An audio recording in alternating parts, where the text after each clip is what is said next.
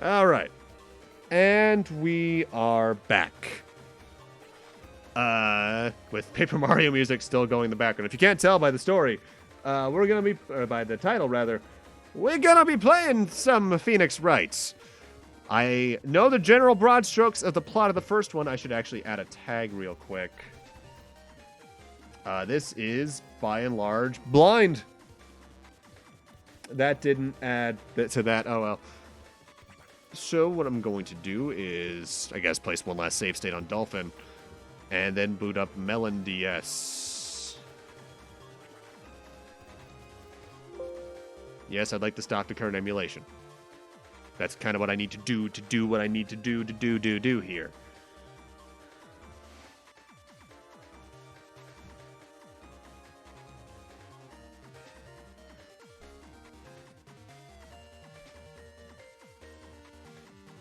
Alright, so let's just go over to the... Wow, that's right, there is, like, nothing beyond this.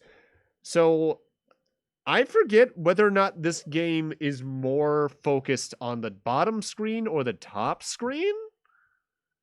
And before I do anything else, I should do something for the bottom screen small real quick. I should make it so it doesn't capture the cursor, so that I can click the new game thing with my mouse without you seeing it. Also, for people watching on YouTube after the fact, hi. We're doing this game now.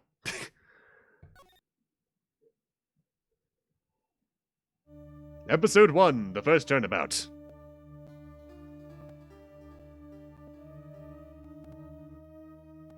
Ooh, blood.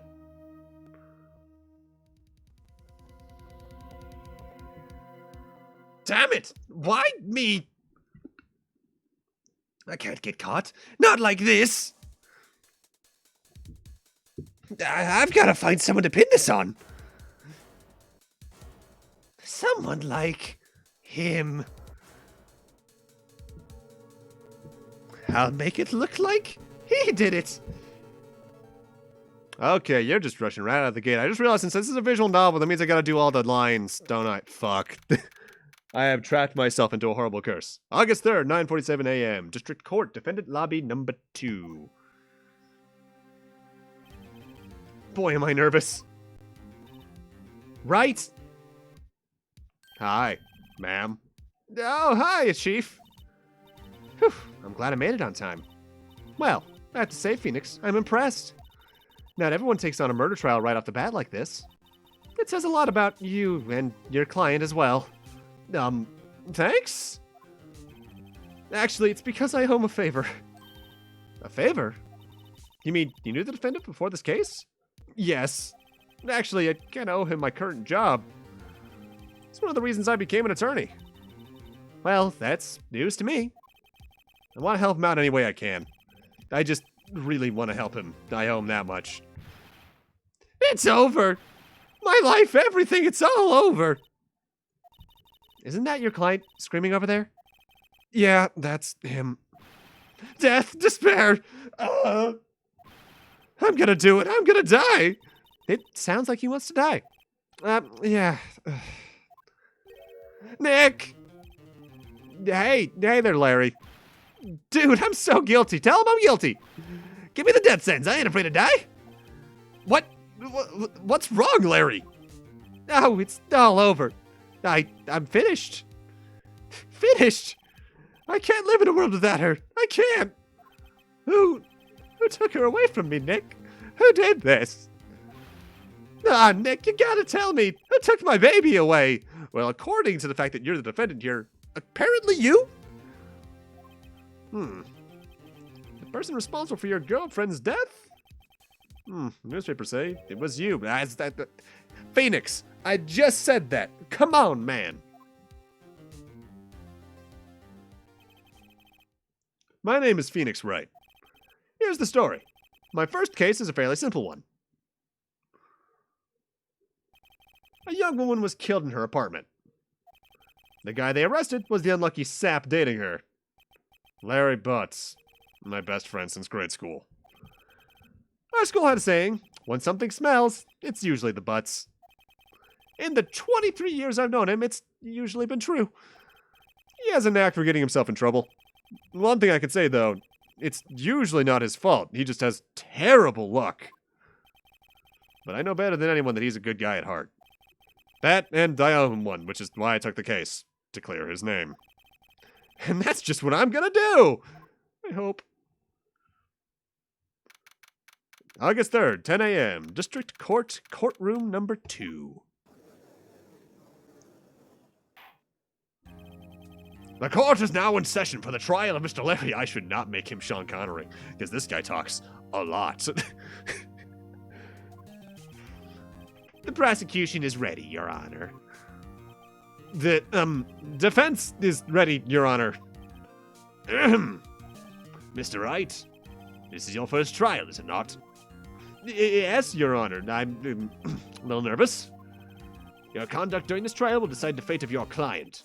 Murder is a serious charge. For your client's sake, I hope you can control your nerves. Thank you, Your Honor. Mr. Wright, given the circumstances, I think we should have a test to ascertain your readiness. Yes, Your Honor. Hand shaking, eyesight fading. The test will consist of a few simple questions. Answer them clearly and concisely. Please state the name of the defendant in this case. That is Larry. Defendant? No, that's Larry Butts, Your Honor. Correct. Just keep your wits about you and you'll do fine. Next question. This is a murder trial. Tell me, what's the victim's name? Phew, I know this one. Glad I read the case report covered so many times. It's... Wait. Uh-oh. No, wait. I forgot. I'm drawing a total blank here. Phoenix, are you absolutely sure you're up to this? You don't even know the victim's name? Oh, the victim. Of course I know the victim's name. I just forgot temporarily. I think I feel a migraine coming on. Look, the defendant's name is listed in the court record. Just touch the court record button to check it at any time, okay? Remember to check it often. Do it for me, please. I'm begging you. Let's hear your answer. Who is the victim in this case? Well, it's not Mia. We're talking to her, so it's either Cinder Block or Cindy Stone. Attorney's badge. No one would believe I was a defense attorney if I didn't care this. Cindy's autopsy report. Time of death, 7:31, 4 to 5 p.m. Death of loss. Death of loss. Cause of death, loss of blood due to blunt trauma. Now we actually got profiles too. Mia, chief attorney at Fanco, my boss. Larry, defendant. Cindy Stone, model. Oh wow, she actually has a face. Why am I surprised a person has a face? Victim in this case, a model, lived in an apartment by herself. Wait, hold the hell up. You're Larry date. Oh wait, holy shit. They're 22 and 23. Oh god, that makes me feel bad about where I am in life at my age. Oh boy. Winston Payne, prosecutor. Clicking on the wrong window. That's probably going to happen a lot. Cindy Stone. The victim's name is Cindy Stone. Correct. Now tell me, what was the cause of death? She died because she was hit with a blunt object. She was struck once by a blunt object. Correct. You've answered all of my questions. I see no reason we shouldn't proceed. Give me a moment, checking a thing really quick.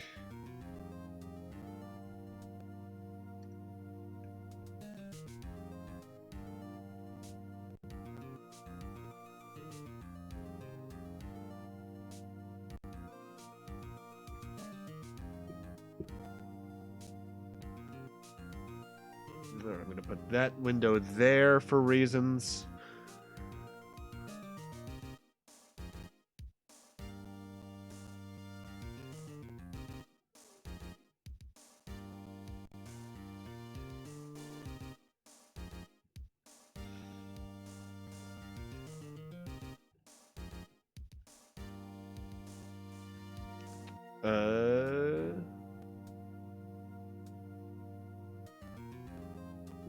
Alright, okay, we can go now.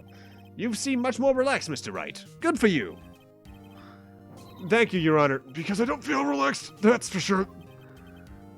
Well then, first a question for the prosecution. Mr. Payne? Yes, Your Honor. As Mr. Wright just told us, the victim was struck with a blunt object. Would you explain to the court just what that object was? The murder weapon was this statue of the Thinker. It was found lying on the floor next to the victim.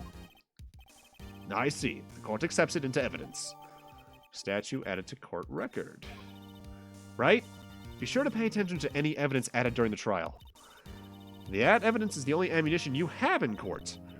Touch the court record button to check the court record frequently. That's right, because I think you can play this game entirely with the touchscreen and mic, but you also have buttons for it.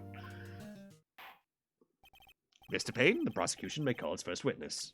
Let's take a look at that statue first. Statue in the shape of the Thinker. Rather heavy.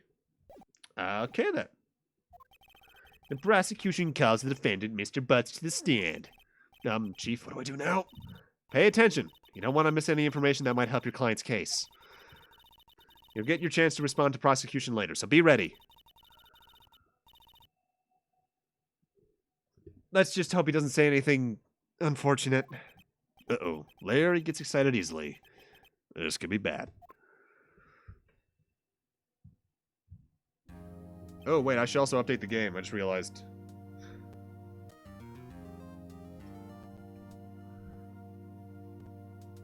Whoops. That should be updated now. Let me duplicate the tab over here.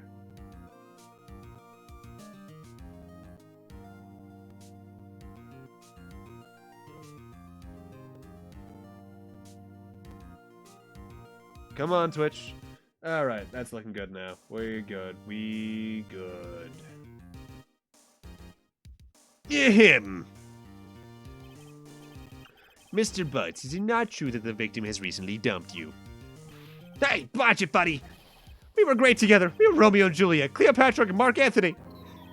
Didn't they all die? I wasn't dumped. She just wasn't taking my phone calls. Or seeing me.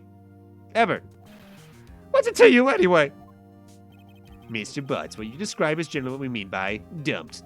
In fact, she had completely abandoned you and was seeing other men. She had just returned from overseas with one of them the day before the murder. What do you mean, one of them? Lies! All of it lies! I don't believe a word of it! Your Honor, the victim's passport. According to this, she was in Paris until the day before she died. Passport added to the court record. Indeed. She appears to have returned the day before the murder. Dude, no way. The victim was a model, but did not have a large income. It appears that she had several sugar daddies. Daddies? Sugar? Yes, the older men who gave her money and gifts. She took their money and used it to support her lifestyle. Dude! We can clearly see what kind of woman this Mr. Stone was. Tell me, Mr. Butts, what do you think of her now? Right? I don't think you want him to answer that question. Yeah, Larry has a way of running his mouth in all the wrong directions. Should I? Yeah, don't answer that question. My client had no idea the victim was seeing other men. That question's irrelevant to the case. Dude, Nick, what do you mean irrelevant? That cheating she-dog? I'm gonna die. I'm just gonna drop dead. Yeah, when I meet her in the afterlife, I'm gonna get to the bottom of this.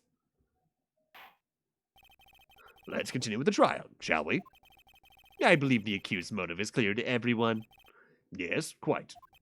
Oh boy, this is not looking so good. Next question. You went to the victim's apartment on the day of the murder, did you not? Well, did you, or did you not? Well, maybe I did, and maybe I didn't. Uh-oh, he went. What do I do?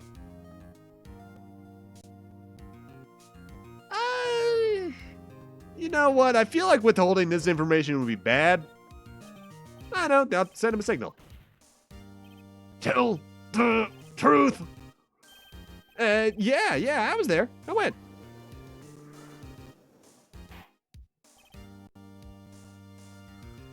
Order? Well, Mr. Butts. Dude, chill. She wasn't home, man. So, like, I didn't see her. Oh, Jesus Christ, that voice. Objection! Lying? The prosecution would like to call a witness who can prove Mr. Butts is lying. Well, that simplifies matters. Who is your witness? The man who found the victim's body.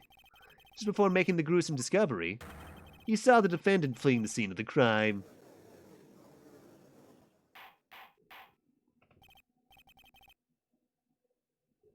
Order! Order in the court!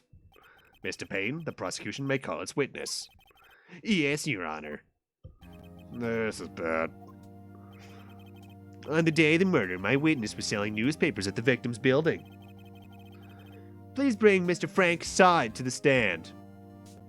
Get used to punny names, from what I'm aware. Oh, hey, the murderer! Mr. Sod, you sell newspaper subscriptions, is this correct? Oh shit, what was the voice I gave him? Oh, yes, newspapers, yes. Mr. Sod, you may proceed with your testimony. Please tell the court what you saw on the day of the murder. Witnesses' accounts. I was going door to door, selling subscriptions when I saw a man fleeing an apartment. I thought he must be in a hurry because he left the door half open behind him. Thinking it strange, I looked inside the apartment. Then I saw her lying there. A woman, not moving, dead. I quailed and frightened, found myself unable to go inside. I thought to call the police immediately. However, the phone in her apartment wasn't working. I went to a nearby park and found a public phone. I remember the time exactly. It was 1 p.m. The man who ran was, without a doubt, the defendant sitting right over there.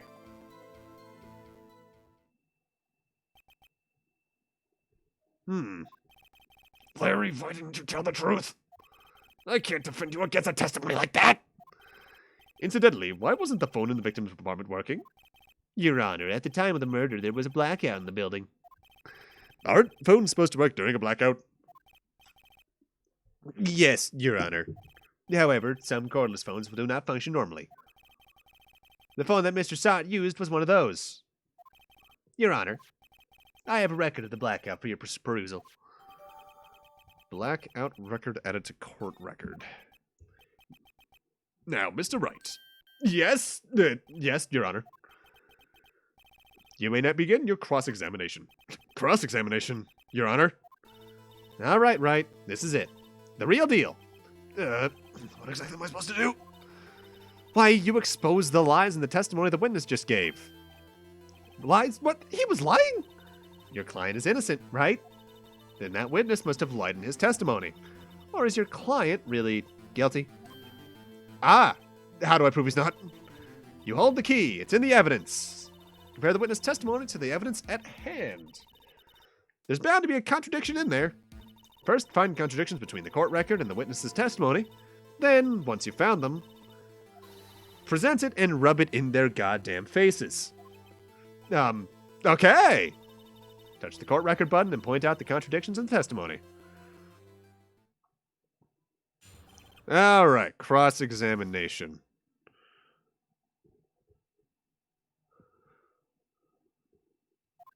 Alright, so yeah, you press it with the Y button. You can also, I think, just yell objection if you're using it on an actual DS.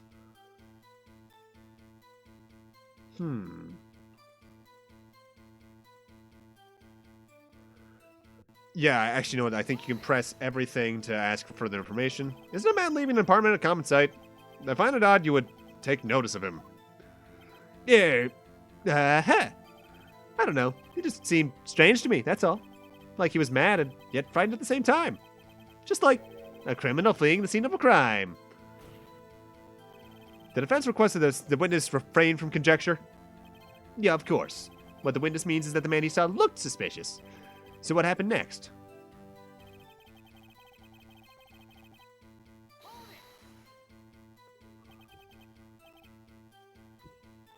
Half open, you say? Yes, the door was open halfway, yes. I watched it for a moment, but no one came to close the door. That's odd in a big city like this, I thought.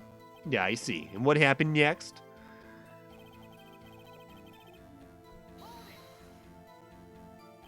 What gave you the idea to do that? Well, the door was half open, you see. Isn't it only human who wants to peek? We climb mountains because they're there. It's the same thing. Truer words have never been spoken. Anyone would look inside.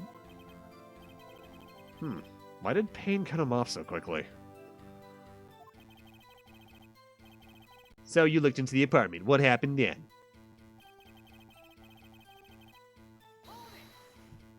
I think in any case you can press every statement at least once, just for a few further information. There's only a few key ones though. Are you sure she was dead? Well, no, I guess it wasn't. But she wasn't moving at all, and there was blood everywhere. I guess that would look fatal to anyone. Very well. What happened next? Quailed and fried. So you didn't touch anything in the apartment? Yes. I mean, no, nothing. Okay.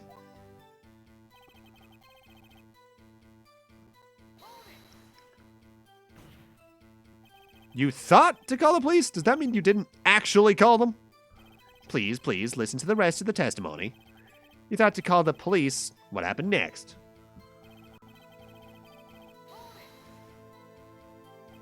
The phone in her apartment wasn't working? Yes, I mean, no, it wasn't. Right. But you said you didn't go into the apartment. Or did you? Oh, that? I can explain that. There was a cordless phone on the shelf in the entranceway. I reached inside and tried to use that to call. And that phone wasn't working, correct? What happened next?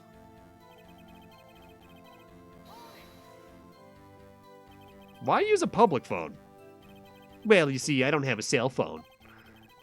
And being in the middle of the afternoon, there was no answer in the nearby apartments. Ah, right. What time did you call again? 1 p.m. 1 p.m. Are you certain?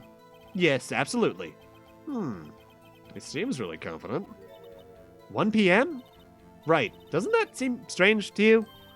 Present some evidence to contradict him. Alright. That's right. Time of death 4 to 5.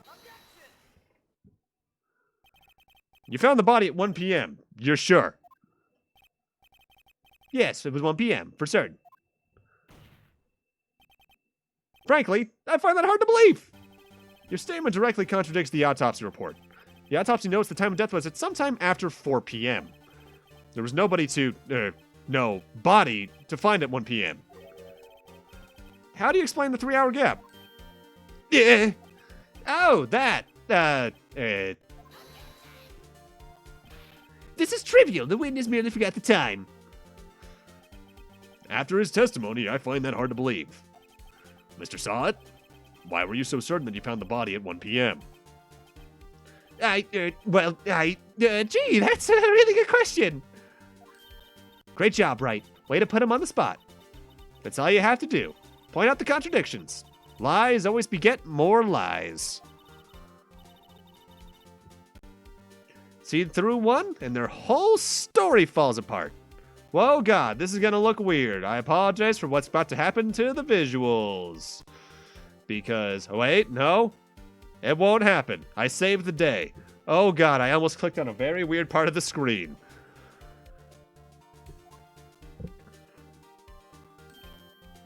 Wait, I remember now. Would you care to give your testimony again? Oh, sorry, kicked the mic. I'm trying to get comfortable. All right, and testimony specific about time of discovery. You see, when I found the body, I heard the time. There was a voice saying the time. It was probably coming from the television. But it was 3 hours off, wasn't it? I guess the victim must have been watching the video of a taped program. That's why I thought it was 1 p.m. Terribly sorry about that misunderstanding. Well, that was a lot less talkative, thankfully. I see. You heard a voice saying the time on a taped program. Mr. Wright, you may cross-examine the witness. Right? You know what to do. I've got this one.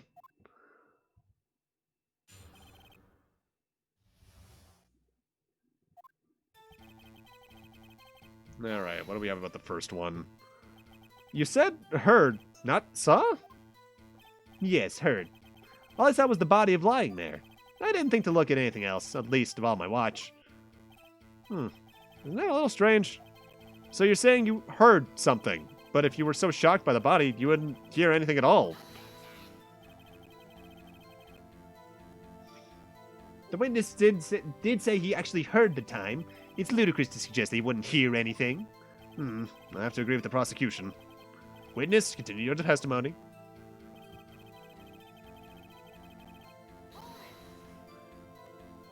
Are you sure it was a television and not a radio? Well, no, I guess it might not have been a radio. Incidentally, there was no radio on the premises. There was only one large television, right? I can't put my finger on it, but something about this seems fishy.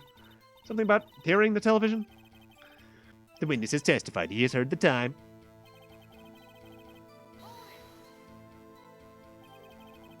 How do you explain the gap? Well, witness, can you explain this?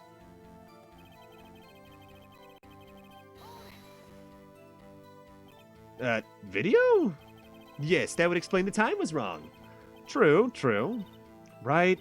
I think the problem lies somewhere else. We agreed that you heard a time at the scene then.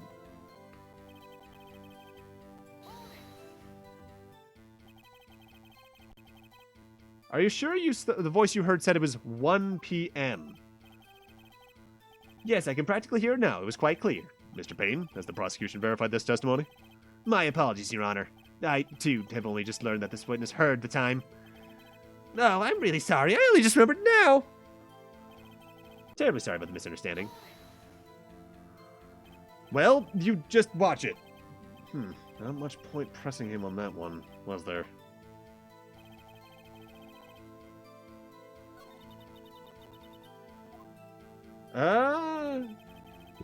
Yes, I did actually notice something a little bit odd about that.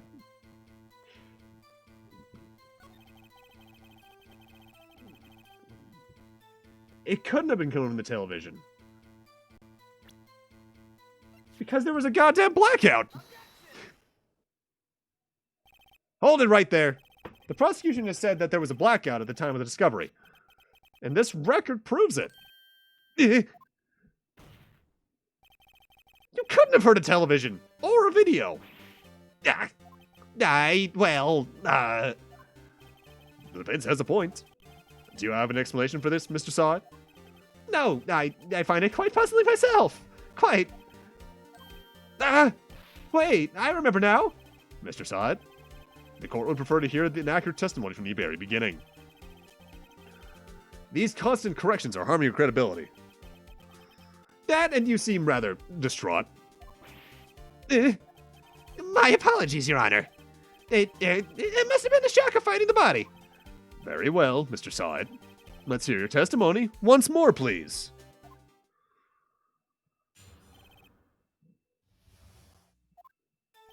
Actually, I didn't hear the time. I saw it.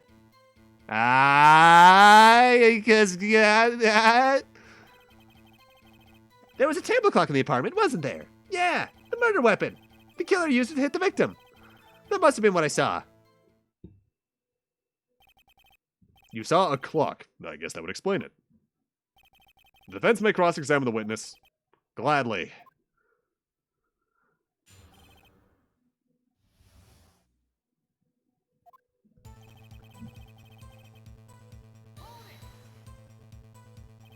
That strikes me as a very suspicious mistake. Yes, I can see how you'd be a little doubtful. I'm really sorry. I only just remembered that table clock. The table clock?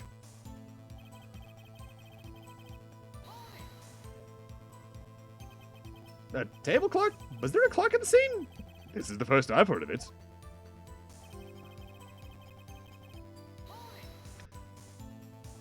The murder weapon. Yes, the table clock that was used as a weapon. That's what I just said. Did you doze off in the middle of my testimony or something? Something's fishy here. Why did you tell us that in the first place? I guess it was just slipped my mind. I'm not really sure how it happened myself. The witness says he saw the table clock. End of story. Now find the contradiction.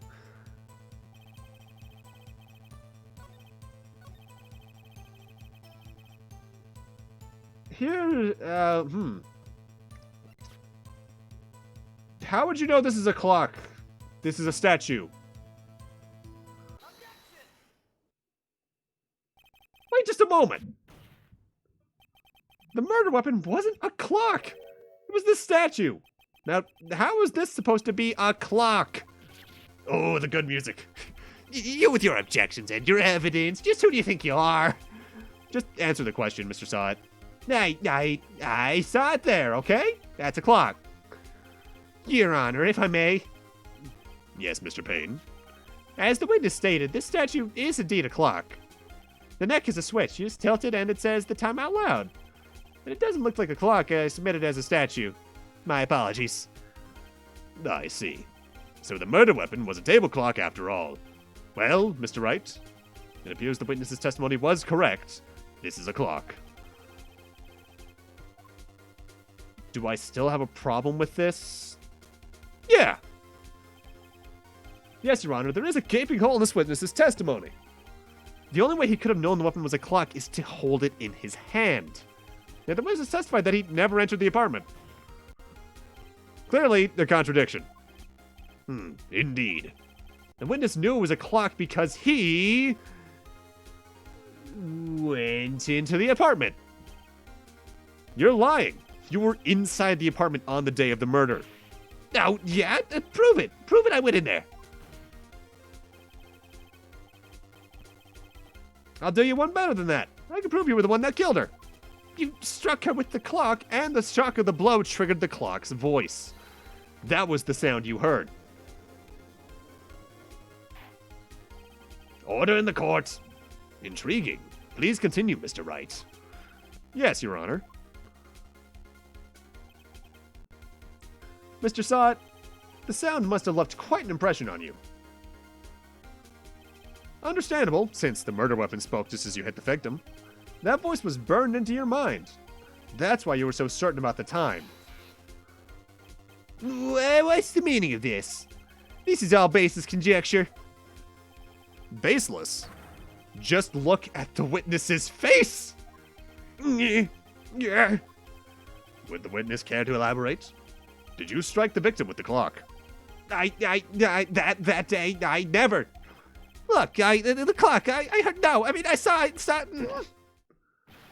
Oh. Shut up, I hate you. It was him, I tell you, I saw him. Oh, hello, bot.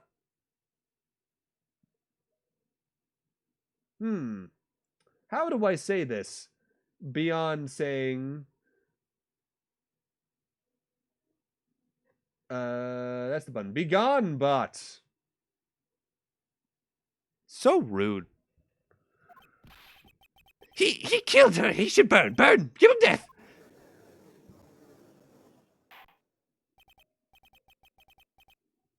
Order in the court, I say. Your Honor, a moment, please. There isn't a shred of evidence supporting the defense's claims. Mr. Wright, Your Honor, you claim the sound the witness heard came from the clock. Do you have any evidence? All the case is running on this. I'd better think it through carefully. Yes, Your Honor. The sound Mr. Saad heard was definitely this clock. A fact which is clear if you simply try sounding the clock would be the reasonable one here. Well, let's sound the clock now. Here in this court. Your Honor, may I have the clock? I ask the court to listen very carefully. I think it's 8:25. That certainly is a strange way to announce the time. Well, he is the thinker, after all. So, we've heard the clock. What are your conclusions, Mr. Wright? Mr. Payne? Can you tell me what time it is now? It's 11:25. As you can see, this clock is exactly 3 hours slow. Precisely the discrepancy between Mr. Saad heard and the actual time of death. So, Mr. Saad, try to talk your way out of this one.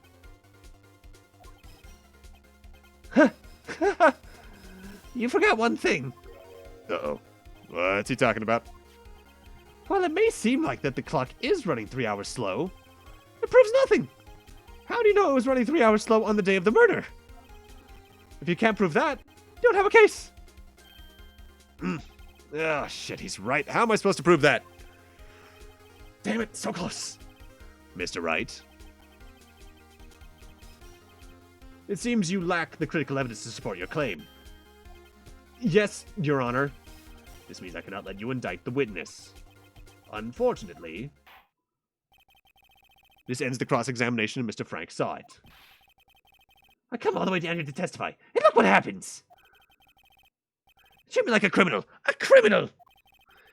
You lawyers are all slime! I almost had him. Sorry, Larry. I failed you. There's nothing I can do about it now. Oh, did I fuck up? Not so fast, Mr. Sod. Oh, thank God. Mia, Chief. Listen up, Wright. Don't throw this one away. Not like this. Think. But, Chief, it's over. I can't prove the clock was slow the day of the murder. Nobody can prove that. Well, yes. But that doesn't mean you still can't win. Try thinking out of the box. Don't waste time doubting the facts. Assume the clock was 3 hours slow, and think it through. Ask yourself, why was the clock 3 hours slow? Figure out the reason, and you'll have your proof. Right? Can you think of a reason why the clock would be 3 hours slow? Yes. Wait! Maybe I can prove it. You must have the evidence somewhere that can prove it, right? Find it and let them have it. Well, Mr. Wright, you say the clock was already running slow the day of the murder. Have you found evidence to support this claim? Of course. There's a piece of evidence in the court record that can prove my claim beyond a doubt. Tough words. Let's see you pull this one off. Let's see the evidence that proved why the clock was running slow.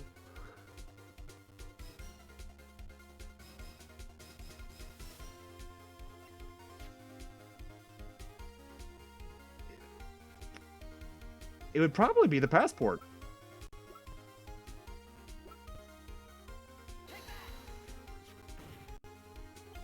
The victim had just returned home from abroad the day before the murder. As we all know, the time difference between here and Paris is 9 hours. When it's 4 p.m. there, it's 1 a.m. the next day there. The clock wasn't 3 hours slow, it was 9 hours fast.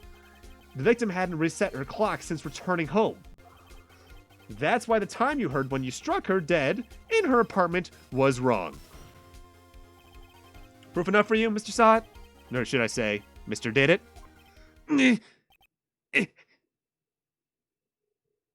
Oh, God. Jesus. Order, I say. Oh, God. Doing those voices for a while is going to kill me.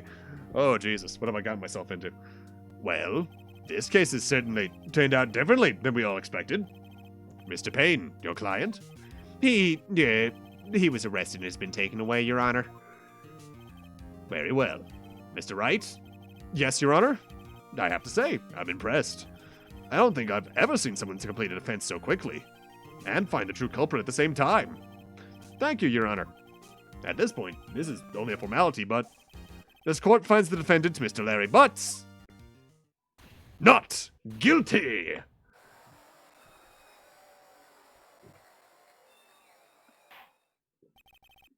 And with that, the court is adjourned.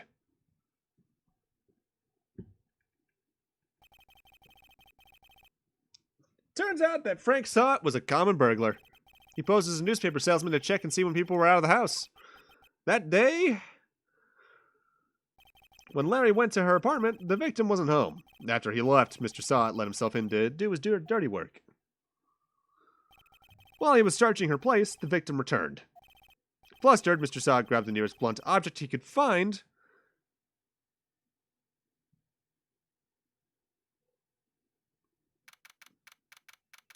and did the deed. I was expecting another line there, honestly. August 3rd, 2:32, District Court Lobby number 2. Whew. Hi! Still can't believe we won. Right. Good job in there. Congratulations. Thanks, Chief. I owe it all to you.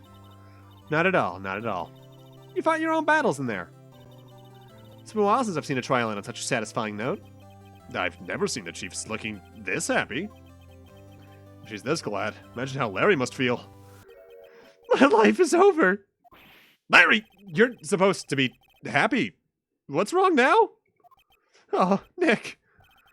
Don't worry about me. I'll be dead and gone soon. Good. Wait, no. I mean, bad. Mary, you're innocent. The case is closed. But my Cindy Windy's gone, man. Gone forever. Larry, she was a... Nah, never mind. Congratulations, Harry.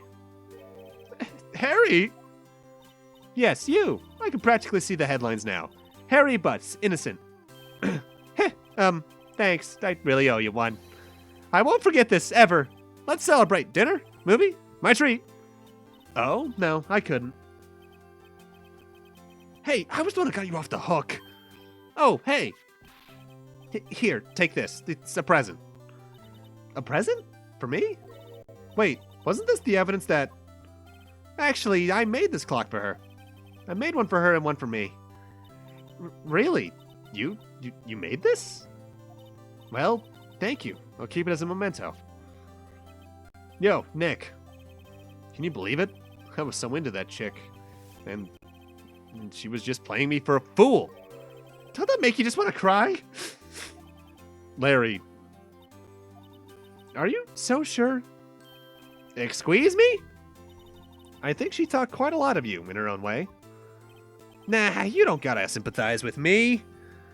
It's okay. Oh, I'm not just sympathizing, really. Isn't that right? Right. Don't you have something to show your friend? Something that proves how she felt about him? Huh? No, yeah, right. What the heck is she talking about? Why would she take this thing to Paris with her if she didn't care about him? Check this out, Larry. Proof positive you weren't some jump to her. Huh? Where'd you get that clock? This is the clock you made for her, Larry. She took it with her when she traveled. She probably just needed a clock, that's all. You think so? It's a pretty heavy clock to take traveling. Well, make of it what you will. Hey, Nick. I'm glad I asked you to be my lawyer. Really, I am. Thanks. Hope that made him feel a little better. Right? I hope you see the importance of evidence now. Also, hopefully you realize things change depending on how you look at them. People, too. We never really know if our clients are guilty or innocent. All we can do is believe in them. And in order to believe in them, you have to believe in yourself. Right. Listen, learn, grow strong. Never let go of what you believe in.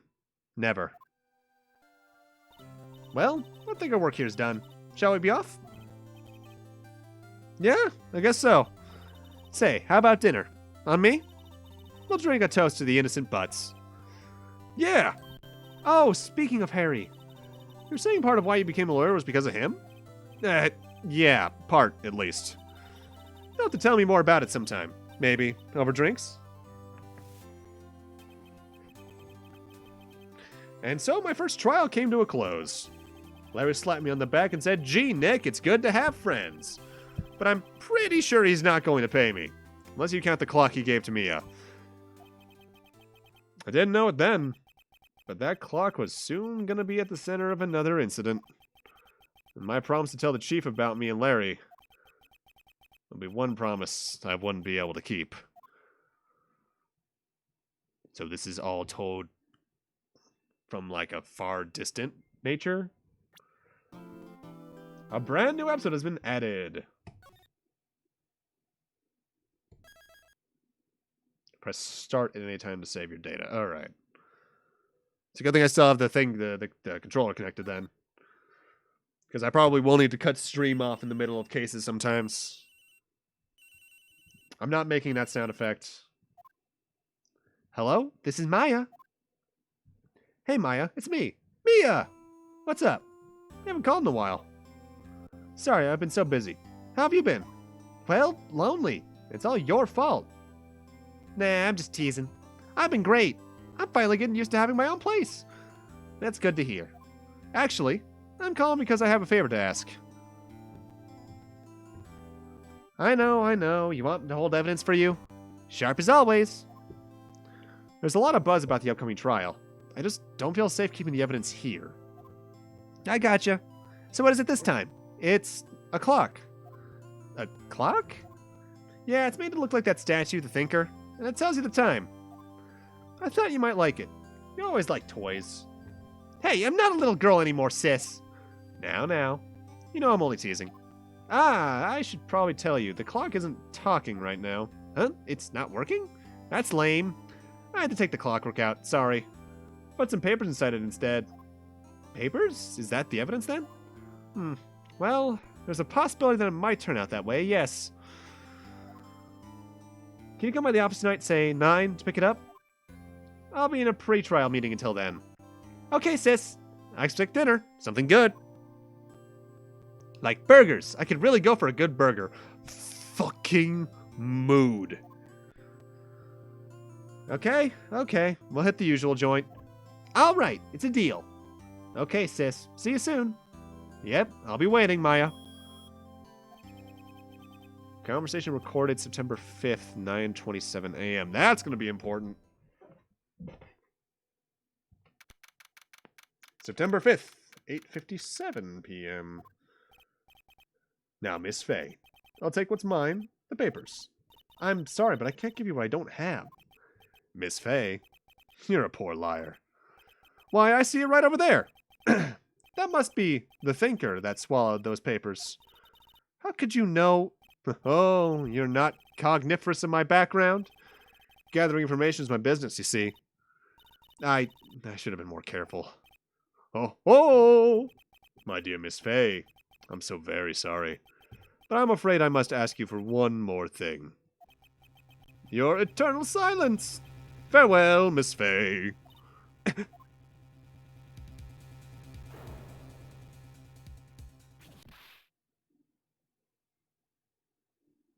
Geez, just keep showing us the victims, why don't you? Well, not victims, the red, white, blue.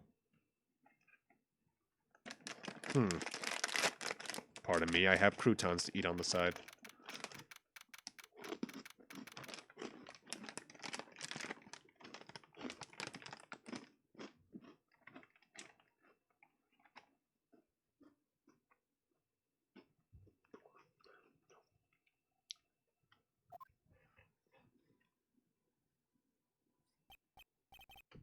Uh-oh, I'm late. Wait, we're here really quickly. Oh, shit. Oh, that's strange. The chief must have gone home already. She said her sister was coming over, so we should all go out to dinner. What's that smell? Blood? Mia! Maybe she's in her office. Alright, I think this is where we can first start doing this mechanic. Yeah, we can examine the room in depth.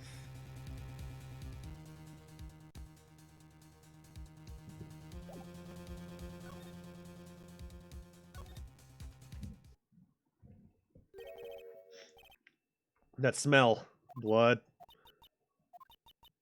Sis? Someone's there? Oh. Chief? Chief! Snake!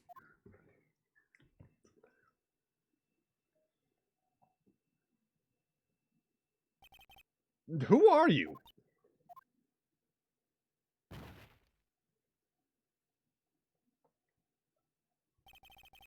Strange girl dropped out cold after lying on the office sofa.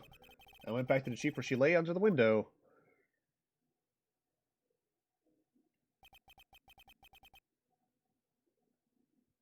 Her body was still warm. I could feel it when I held her shoulder. Then, all too quickly, it began to fade. Until finally she was cold. Haha! Depressing!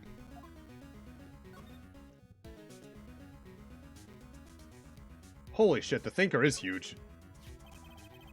Encrusted with dried blood. Again?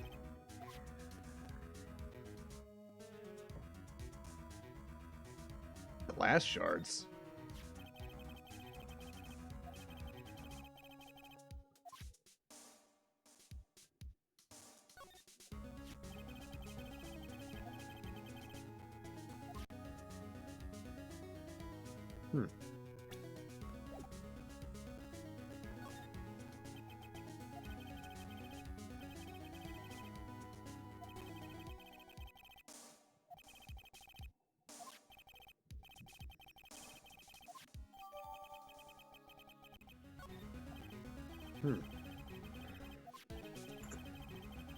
Oh, come on. I investigated all these individually.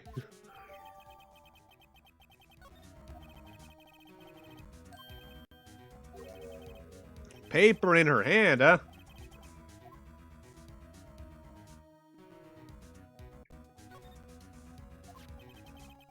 Word written in blood and scrap paper, Maya.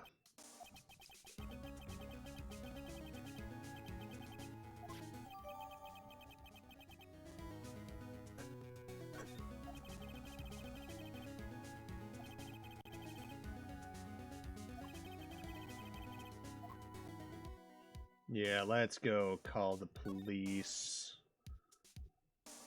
This is the phone.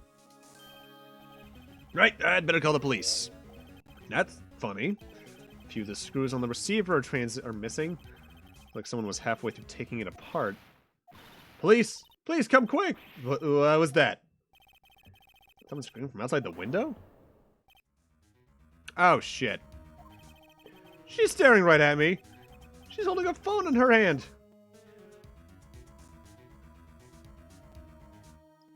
Alright, so she has to be, like, up here on another floor above us, because no way you can see her from straight ahead.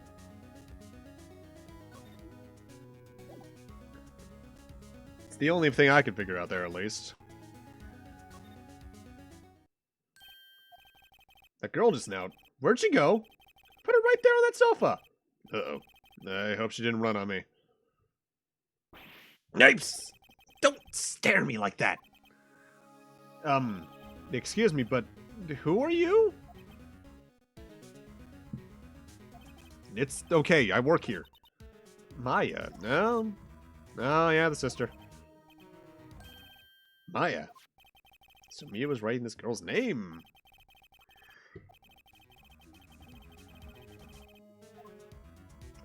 Okay, so this is acting as a tutorial to show evidence to certain people, potentially for extra testimony.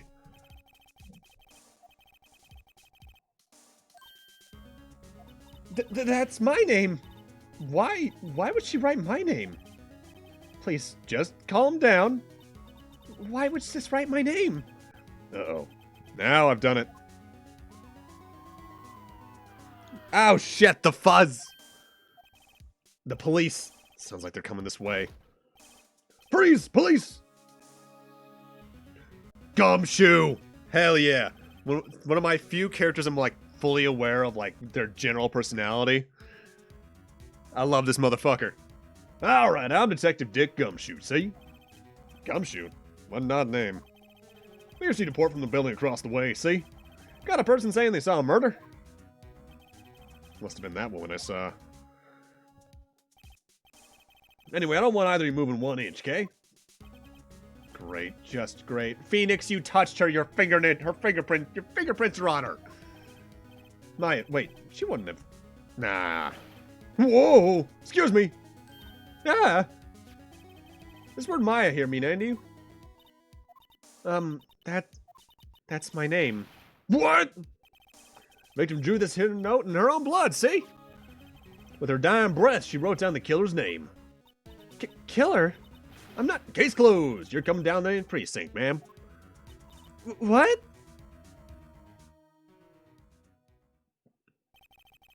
Mia's younger sister Maya was arrested on the spot. I was taken in for questioning and didn't get out till the next morning. My eyes were heavy, but I couldn't sleep. I sat around waiting for visiting hours to begin at the detention center. I had to talk to Maya as soon as possible. September 6th, 9:07, Detention Center Visitors Room. Wow, they have a poor Maya locked up like a criminal. Thankfully, no generic prison gear in any regard. Oh, it's you, the lawyer. Good morning. Good morning. She looks so tired. So am I. Are you going to be my attorney? Well, that's what I wanted to talk to you about. Of course I will. First things first, I better get her cheered up. Yeah, of course I will. Cheer up. Really? Whoa, did I say the wrong thing? She looks so sadder now. What's wrong? Don't think I can do it? No, no one could. Who would believe me? Even you, when you found me in the office, you looked at me like I'd done it. Did I look at her like that? No, I never thought... It's okay, I understand. And I've also heard about you. Heard? Heard what about me? Hey, Phoenix Dwight. Hope you're having a good night. I was talking to my sister on the phone the other day. Oh, the case record. Today was my junior partner's first time in court. Wow, really? How'd that go? It was quite the scene. Honestly, I was on edge the whole time. It's been a while. Ha, so he crashed and burned. He's a genius. One of those strike fear into the hearts of evil types. The only thing he's lacking is experience. Huh, sounds like it was fun. Well, I know who to go to now if I ever get into trouble. I don't know, Maya. I think you might want to wait. That is, unless you want to be found guilty. Ow! That's what she said. I'm sorry. I didn't mean to trouble you. No, it's okay. It's true, I guess. But at the same time, I can't just sit and watch. When I think of the person who did this to me, I know.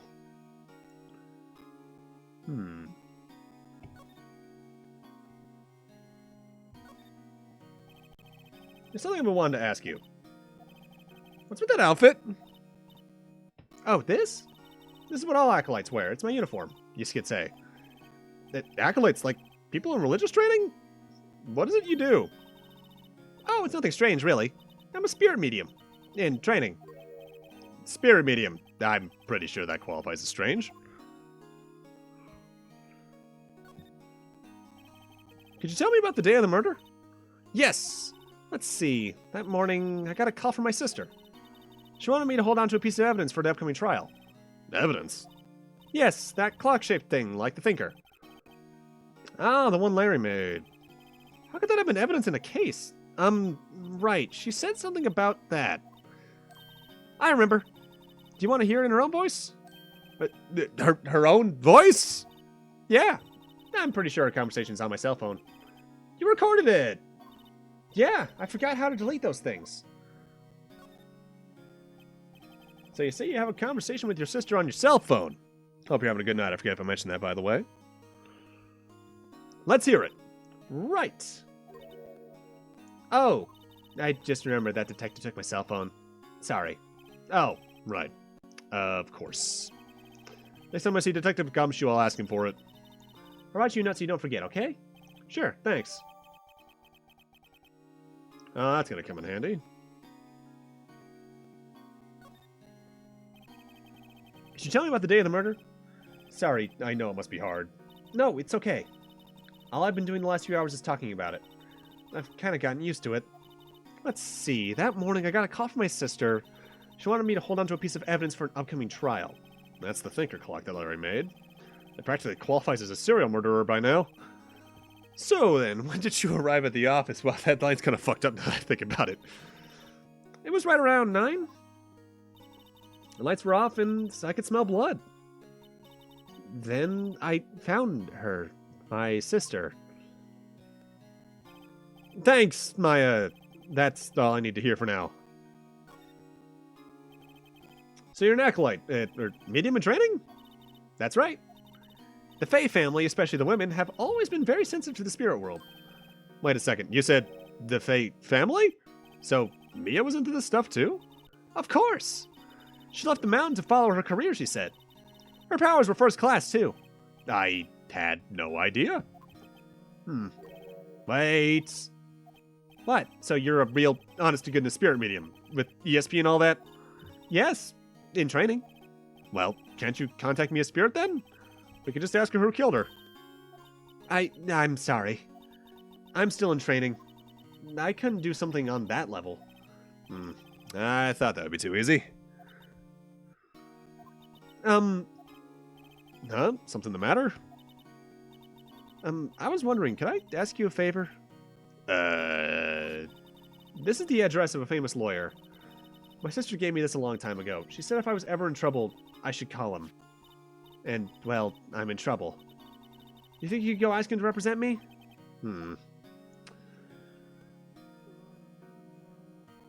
Yeah, why not? Sure, why not? I'll go ask. Thank you so much. I have no one else to turn to. Girl, I am right here. Say, what about your parents? I see. Don't worry, leave it to me. Thank you. The trial's tomorrow at 10. What? Tomorrow? Tomorrow? What if this guy refuses? Told me that if I don't find one, the state will pick an attorney to defend me. When will that happen? They're giving me until 4 this afternoon. And visiting hours are almost up. I'd better hurry. Right, I'll be back.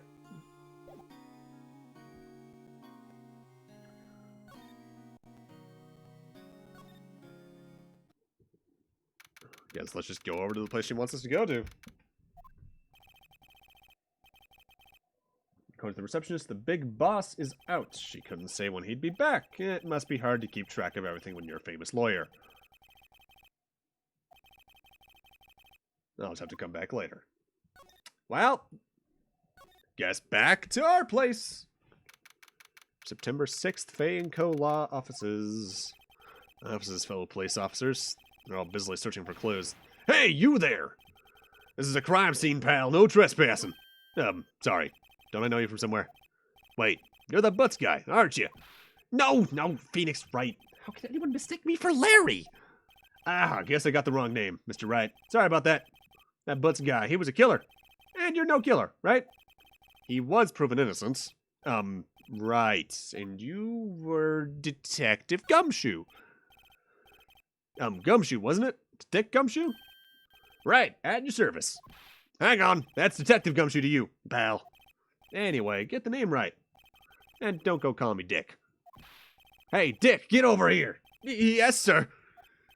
Be right there. You're her lawyer, right, pal? You got business here. You'd better do it quick. Whew, he thinks I'm Maya's lawyer. Alright, let's talk to him. Hey, about Miss Faye. Did you do an autopsy? You want to know the results, eh? Now, don't you look at me like that, pal. It's no use. She might have been your boss, but that doesn't mean you get any special treatment. Alright, you can see the report. But that's all. And what does that look like? Probably blunt force trauma. Instantaneous. I already found an inconsistency. Because if her death was instantaneous, how did she write Maya's name in her own blood? About Maya. Yeah, I'm looking forward to the trial. Sorry, pal, but this is one trial you aren't going to win. Why do you say that? The city's put Prosecutor Edgeworth on the prosecution. Oh, yes, time for the ruffles. Edgeworth? I'm sure you know what that means, you being a lawyer and all. Prosecutor Edgeworth. That's right, pal. Mr. Miles Edgeworth himself. Wait, you do know him, don't you? Of course not. Never heard of him. Whoa, and you call yourself a lawyer, pal? About 4 years ago, this Edgeworth guy became a prosecutor at the age of 20. Everyone says he's a genius. Surprised you don't know him. Of course I know him. I was just playing dumb. He's a cold, heartless machine who will do anything to get a guilty verdict. There are rumors of back alley deals and forged evidence. Realistic for Japan's legal system. All I know for sure is that Edgeworth hates crime with an almost abnormal passion. I never imagined I'd be facing him so soon.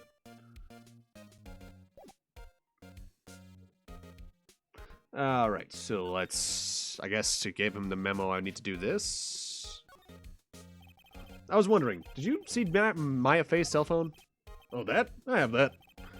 Think you could give it back? Sure! I mean, wait a second, pal. Tricky lawyer! Uh-oh, he's on to me. I feel like if I tell him straight, that would go badly. Okay, I can't be straight with this guy, but what if should I tell him? Something the matter?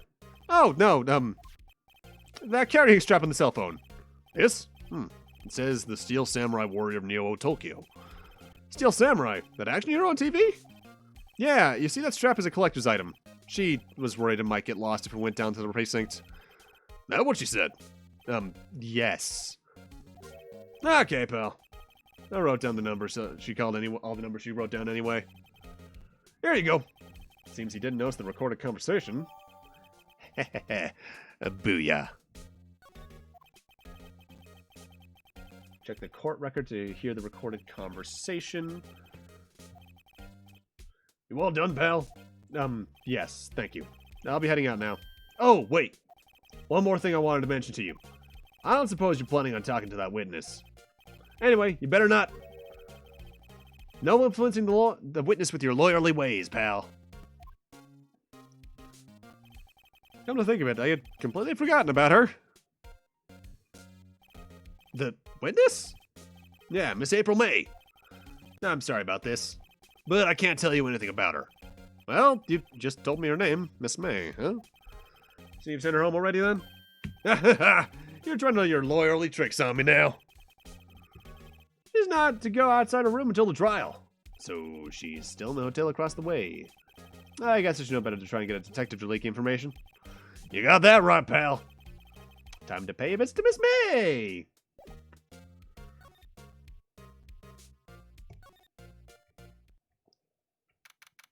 September 6th, Gatewater Hotel 303. Well, hello there, handsome. Hi. Smooth, right? Real smooth. You're the lawyer, aren't you? The detective told me. He said, don't say nothing to that lawyer, pal. Tee-hee. Memo to self. Thank Detective Gumshoe for making my job harder. Gee, this is all like something out of a movie. It's all so exciting I can hardly contain myself.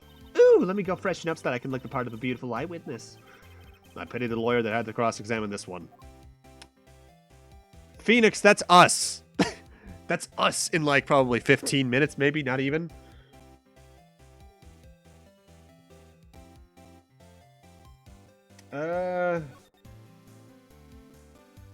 I'm curious. Can I? Yes, I can. Late summer sunlight streams through the window. There's the Fane Co. Law Office building, of course. You can see the inside of the room pretty clearly from here. I think it would be a little difficult to recognize a face from this distance, though. That's important.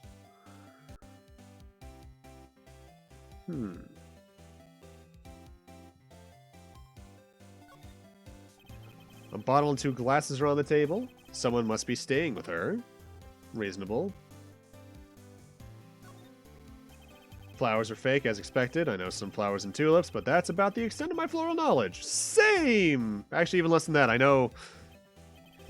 Still scene painting. Wait, should that be still life? Whatever. One of those is hanging on the wall. As an art history person, I get it. There's a screwdriver stuck in this drawer. Wonder what's inside. Let's take a look. Hey, hey! What are you doing? No touching. No, bad boy. You really shouldn't pry around in other people's rooms now. You wouldn't want to make me upset, would you? Upset? I thought she was going to explode for a second there. I wonder what could be inside the drawer.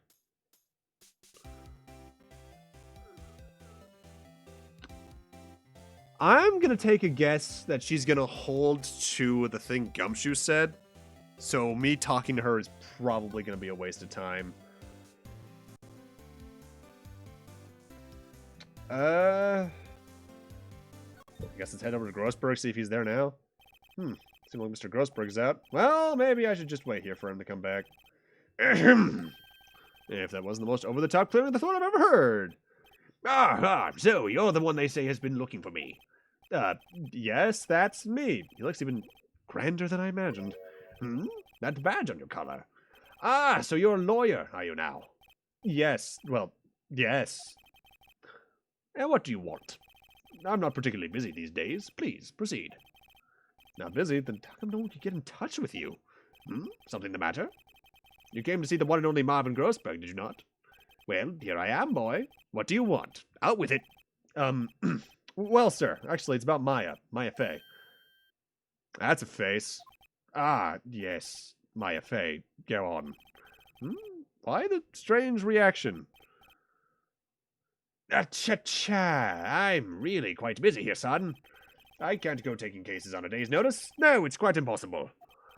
Wait a second. How did you know the trial was tomorrow? Anyway, I'm afraid it's entirely impossible for me to represent her. Sorry, end of discussion. What's going on? He refused to be before I even got a chance to ask him. What do I tell Maya? How can you just refuse like that? Please, tell me why you won't at least take the case. Well, you see, it's just, I'm busy, you see. But the client's Mia Faye's sister. Mia trusted you. She knew her sister would be in good hands. Yes, of course, I know that. However, I'm sorry, but I must refuse. Sorry, goodbye. Creep. Fine, I don't have time to argue with you anyway. I'll go look elsewhere. Think not. Huh? Did you say something? I think not, I said. What do you mean? I'm terribly, terribly sorry. But I'm afraid that no lawyer worth his salt will take on this particular case. Terribly sorry, my boy. Why? I cannot say. I beg your pardon, but could you leave? Now, I've got nothing more to discuss with you. What's going on here? Is it Edgeworth? Is he too intimidating? How'd you know Mia Faye? She worked here a long time ago. Quite the apprentice, that one. Learned my techniques in the blink of an eye. She left one day, quite suddenly. She had a mission, you see. The mission? You could see in her eyes. She followed it with a burning passion. Never looked back, that one. That's quite a painting. Aha! You noticed! It's my pride and joy. Impressive, isn't it? Well, isn't it? The color of the sky, the hue of the sea, the weave of the straw hat. It's worth at least 3 million. I have no intention of parting with it, of course. No, I won't sell it. Not even to you. I wasn't interested. It's not for sale. I'm not buying. Jeez. Oh, is there a thing where I can examine it and it says it looks ugly? That painting has been bugging me ever since I stepped in here. The oil paint is so thick it practically giving me a stuffed nose. I'm sure the price is nothing to sneeze at either, for that matter. Whoopsie! Well, only thing we can really do now is go tell Maya the bad news.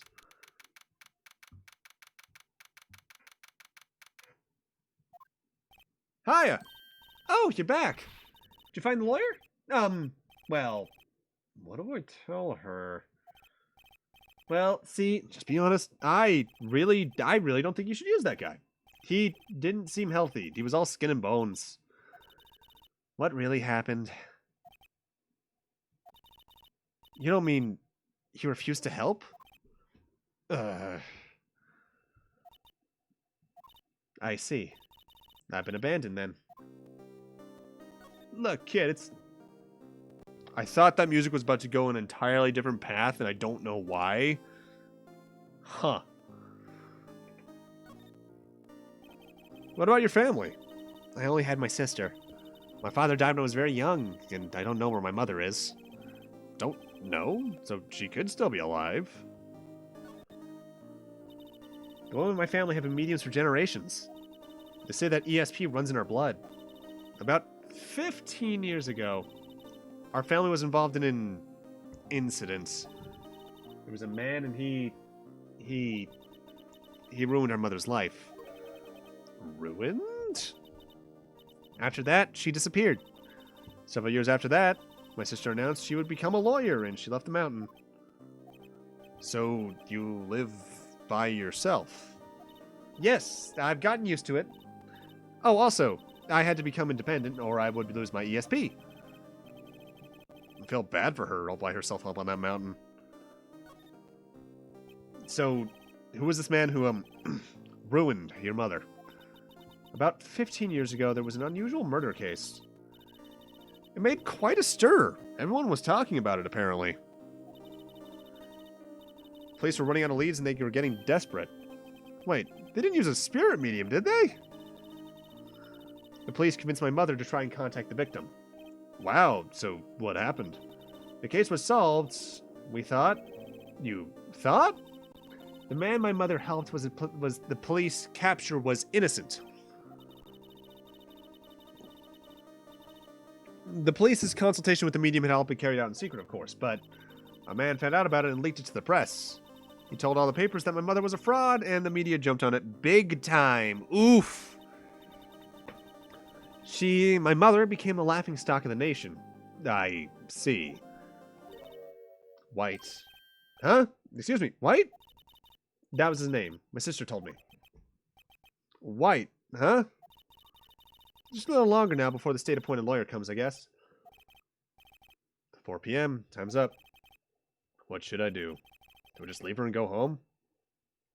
Hell nah! I've made up my mind. I'm going to defend you whether you want me to or not. Why?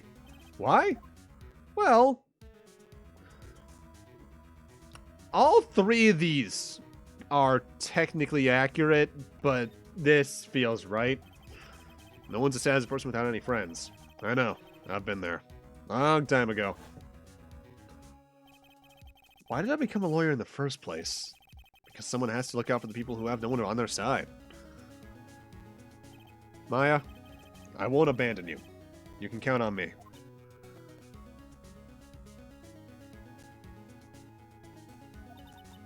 That's so kind of you.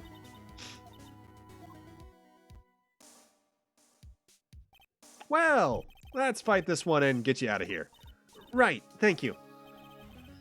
Whew, smiled at last. She looks like an entirely different person. One last question. You are innocent, right? Yes! And I trust you. So you trust me too, okay? Deal. So what next? There's something that's bugging me. Just what was inside that strange woman's drawer? Because when I tried to look into the drawer that she got all defensive. There was... something has to be in there. Before I go anywhere else, here is your cell phone. Hey, I got your cell phone back. Oh, say, can I listen to my sister's voice? Maya's eyes closed. She listened to every word with such intensity. Before long, tears began to roll down her cheeks. Oh, shit. That's so sad. Thank you. So was that cheering her up or making things worse? I guess let's just head back over to the hotel. Good afternoon, sir. Excuse me, you are... Ah, I beg your pardon, sir. I'm the bellboy of this establishment, at your service. Oh, right. I've just come up to deliver room service, sir. Do you know where Miss May might be? Ah, I believe our guest Miss May is currently using the facilities. If you've no need of anything, I'll be taking my leave. Please, stay as long as you like. Enjoy. Yeah. Wait, no, hey! Why does it seem like every time I come here, I end up embarrassing myself? Wait, that's my chance to snoop around a bit. Ugh, I almost forgot. Ah! You came back quick. Might I ask you to inform Miss May that there is a message for her? Please tell her that Mr. White of Blue Corp phoned. Oh, right, sure. Mr. White of Blue Corp? Where have I heard that name before? White. That was his name. Oh, wow. So this guy just has one hell of a run-in with the Fays somehow. Could it just be a coincidence? Thing. There's a screwdriver sticking out of that half-open drawer. Now's my chance to see what's inside. Ah! What do we have here? A wiretap? What would a woman like her be doing such a thing? There's definitely something suspicious about this Miss May. Why would she have something like this in her hotel room? There's a story behind all this, I know it. Alright. I'll be using this bit of evidence in tomorrow's trial, that's for sure. For Maya's sake, I'll get this to this woman's bottom. Wait, I mean, you know what I mean. Oh, bellboy, still there? Uh-oh, time to scram. I look forward to tangoing with you tomorrow, Miss May. In court! Phoenix seems like the kind of guy that would think that with a giant smile on his face, thinking he's the coolest motherfucker.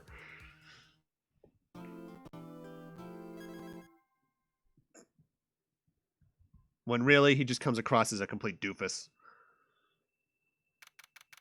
Oh shit, I have to think of an Edgeworth voice. September 7th, 10 a.m. The court is now in session for the trial of Miss Maya Fey. The prosecution is ready, Your Honor. Does that fit? Honestly, it's probably the most tolerable voice I'll be able to do for long periods of time, because this guy shows up a lot, I know. Defense is ready, Your Honor. Miles Edgeworth. You better not show any signs of weakness today, or he'll be in an instant. Mr. Edgeworth, please give the court your opening statement. Thank you, Your Honor. The defendant, Miss Maya Fey, was at the scene of the crime. The prosecution has evidence she committed this murder. And we have a witness who saw her do it. The prosecution sees no reason to doubt the facts of this case, Your Honor. I see. Thank you, Mr. Edgeworth. Let's begin then. You may call your first witness. The prosecution calls the chief officer at the scene, Detective Gumshoe.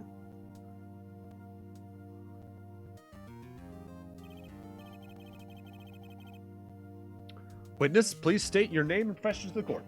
Sir, my name's Dick Gumshoe, sir. I'm the detective in charge of homicides down in the precinct, sir. Detective Gumshoe, please describe for us in detail the details of this murder. Very well, sir. Let me use this floor map of the office to explain. The body was found by this window here. And the cause of death? Loss of blood due to being struck with a blunt object, sir. The murder weapon was a statue of the thinker found next to the body, sir. It was heavy enough to be a deadly weapon, even in a girl's hand, sir. The court accepts the statue as evidence. They're still calling it a statue. Floor plans, that's... I'm just gonna wager that, barring maybe one or two cases per game, maybe like the final case, most evidence they submit is useful some way. Actually, let's take a look at this stuff real quick. We have that. I should probably look back at this dialogue real quick. The time's probably important.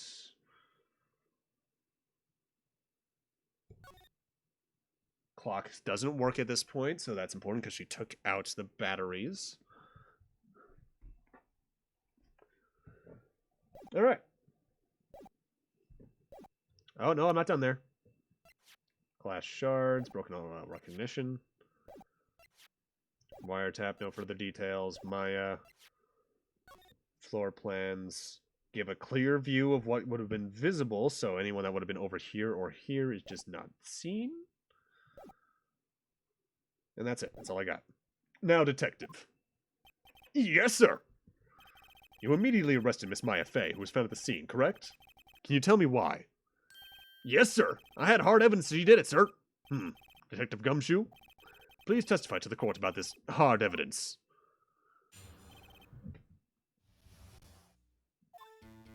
As soon as the phone call came in, I rushed to the scene. There were two people there already. The defendant, Miss Maya Fey, and the lawyer, Mr. Phoenix Wright. I immediately arrested Miss Maya Fey. Why? We had a witness account describing her. The witness saw Miss Maya Fey at the very moment of the murder. The very moment, you say. Very well. Mr. Wright, you may begin your cross-examination. Yes, Your Honor. Cross-examine what? I couldn't see a single contradiction in that testimony. Whoosh! What's whooshing? Hey, Maya just threw something at me. Girl, why? What's this? When my sister couldn't find any contradictions in a witness's testimony, she would bluff it and press the witness on every detail. The witness always slips up and says something wrong. Works lots of times, so what I was doing almost the entire last case anyway.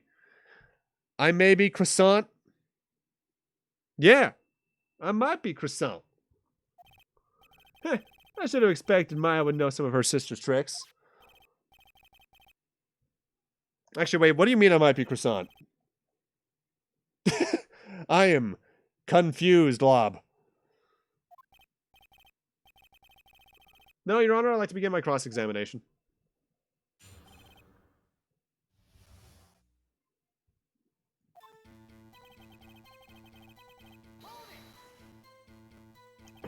Who'd you say you got a call from? You also typed it wrong. Fair enough. Hey, pal, don't play dumb. You know who. The call was from a customer at the Gatewater Hotel, right across from the crime scene. Okay, I pressed. Not sure it did much, though. Right, please continue.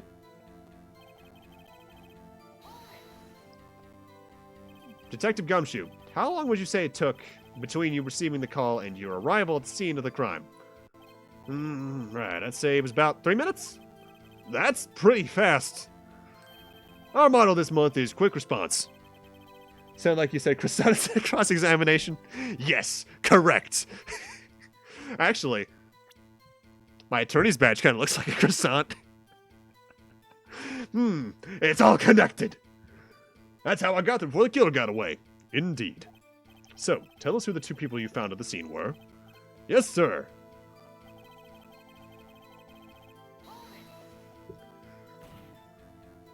Are you absolutely sure it was us? Listen, pal, your dumb act will so fair enough. There's spiky hippie clothes and your spiky hair? Can't you stand out like suspicious people at a crime scene? Well, he does have a point about her. She is pretty unmistakable. I should pick my points to press a little more careful.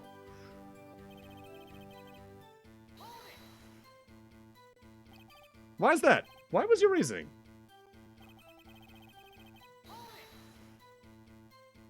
Hold on just 1 second.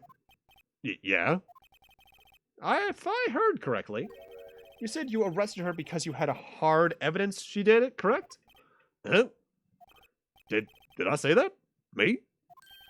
I heard you say it. You did say it. You said it.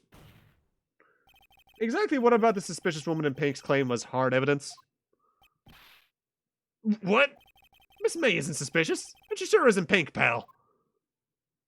Well, I guess she is pink. You may now study your croissant. I need an edit of Jimmy Neutron that's of Carl saying that. Are you gonna finish that croissant? That's enough, Detective Gumshoe. Do you have any more solid proof other than her claims, Detective? I guess pressing can have its advantages. Yes. Grr. Sorry, I got the order of things mixed up in my testimony, Your Honor, sir. There was something I should have told you first, Your Honor. Very well, Detective. Let's hear your testimony. Again.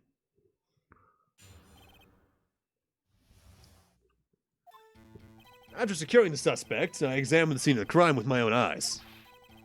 I found a memo with a piece of paper written on next to the victim's body. On it, the word Maya was written clearly in blood. Lab tests showed that it was the blood of the victims. Also, there was blood found on the victim's finger. Before she died, the victim wrote the killer's name.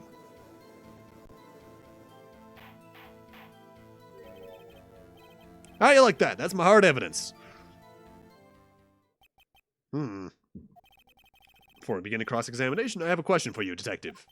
Your Honor? Why didn't you testify about this vital piece of evidence the first time? I'm a dumbass. I know, I'm real embarrassed I forgot about it, Your Honor, sir. Try to be more careful. Very well. The cross-examination may begin its... The cross-examination may begin its defense, yes. This is why I would never be a good lawyer.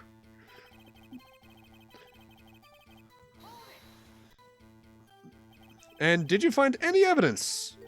Now, don't jump the gun on me, pal. Just listen. I'm getting to the good part. I don't know why he's suddenly Southern, but he is. I got a bad feeling about this.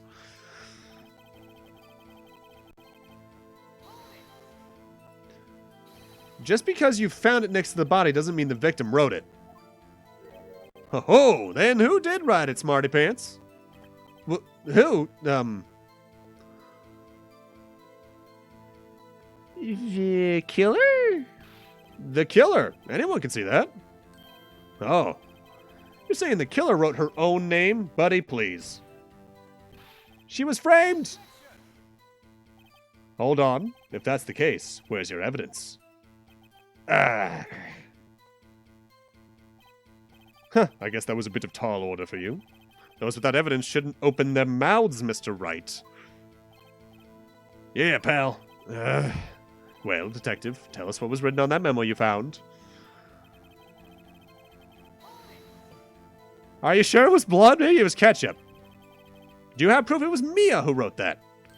Of course I do, pal. Uh-oh. You sounded so pretty confident. This might not be good.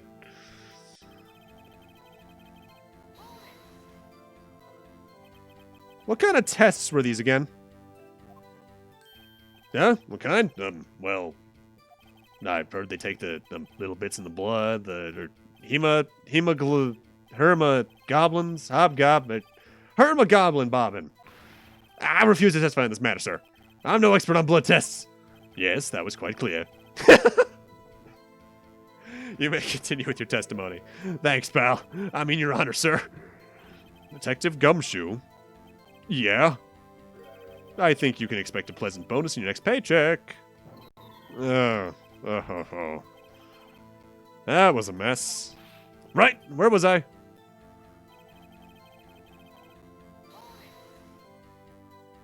On which hand was the bloody finger, detective? The right hand. She was right-handed. Ha ha ha! Nice try. Uh-oh. I guess it wasn't too hard to see what I was going to get there. I mean, it's a reasonable question all the same. Some people are ambidextrous. Detective Gumshoe, do you get a lot of cases where the victim actually writes the killer's name? Sure, it happens all the time in books and the movies. This isn't a movie, detective. Looks at chat. Technically.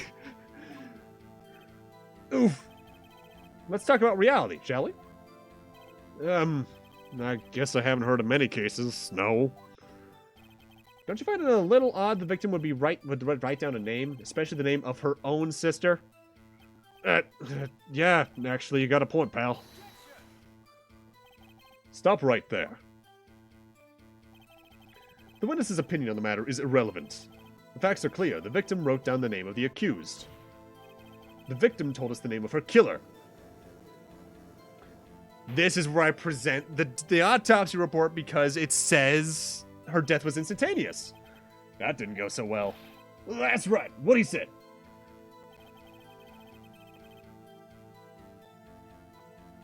Yeah, because presents autopsy report.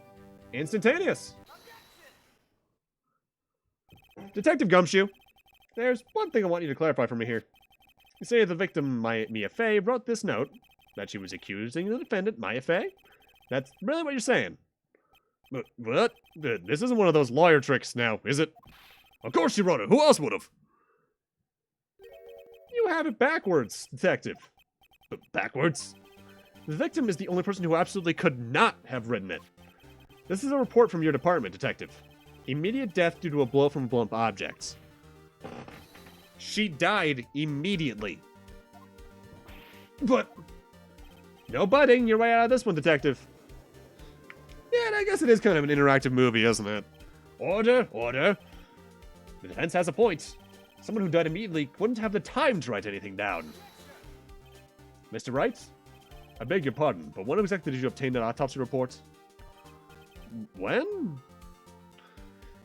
The day after the murder. It was the day after the murder. The prosecution's point being... Oh, that cocky asshole. I hate him already. The autopsy report is outdated, Your Honor. What? A second autopsy was performed yesterday, at my request. Death was almost immediate due to a blow from a blunt object. Foo. Dick. But there is a possibility the victim lived for several minutes after the blow. I received these results this morning. No way! Your Honor, it's quite easy to imagine the victim did have time to write Maya. That is all.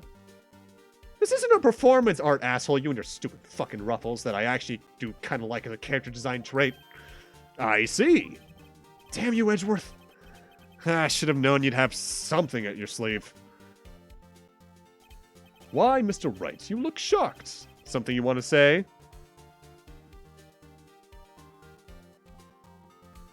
You're a sham, Edgeworth. Mr. Edgeworth, I've heard there's nothing you won't do to get to your verdict. What reason could you possibly have had to request a second autopsy report? Mr. Wright, the defense will refrain from personal attacks on the prosecution. No matter, Your Honor. Mr. Wright, say what you will, the evidence in this report is undeniable. Your Honor, I submit this report to the court. Understood. The court accepts the evidence. So, new autopsy report. Well, Your Honor, the evidence strongly suggests the victim was identifying the killer. I suppose that's the obvious conclusion, yes. Damn, this isn't good. The prosecution would like to call its next witness. This poor, innocent girl saw the murder with her own eyes.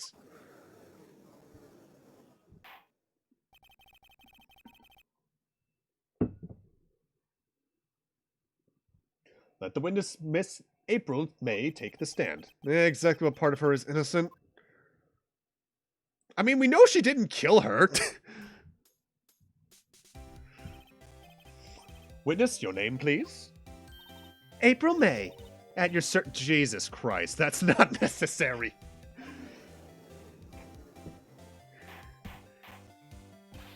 Order! An introduction should not require any interaction from the crowd.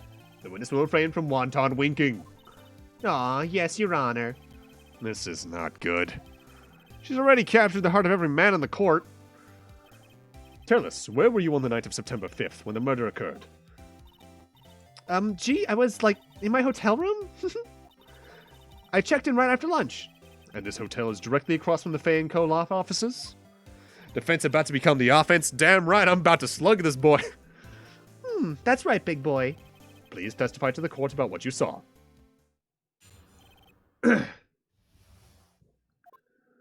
It was 9 a.m. at night?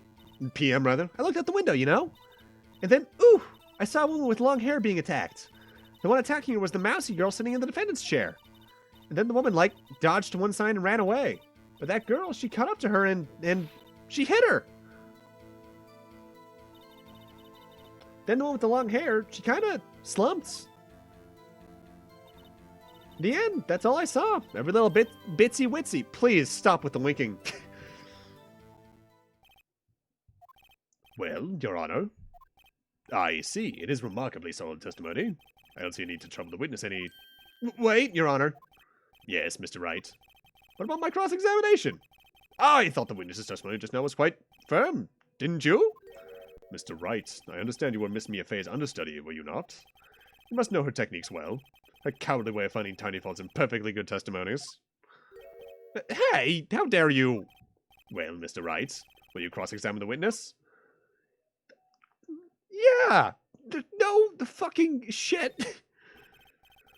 I'll gladly proceed with cross-examination 9 a.m. at night. I mean, I may be in certain parts of Alaska and northern Canada. If only because I have a feeling Edgeworth doesn't want me to. She has to have some weakness. Very well, you may begin your cross-examination.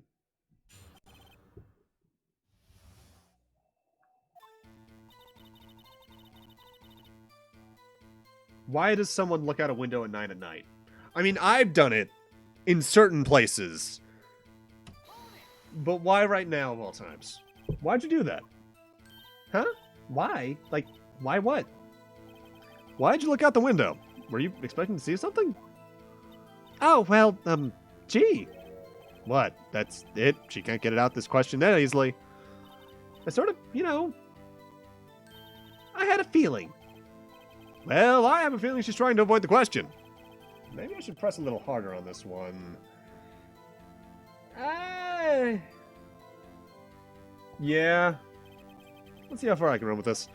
Surely you must have had a reason to look out your window at that time of night. Mr.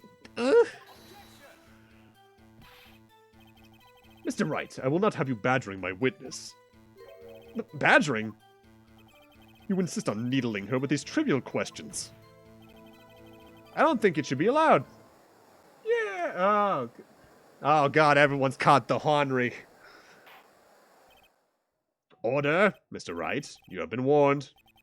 Poor girl. What about this poor me? You looked out the window. What did you see next?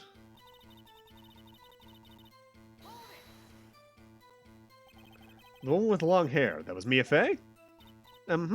Slender, sort of. Well, some people might say pretty, if that's your thing. Your thing? And the person attacking her?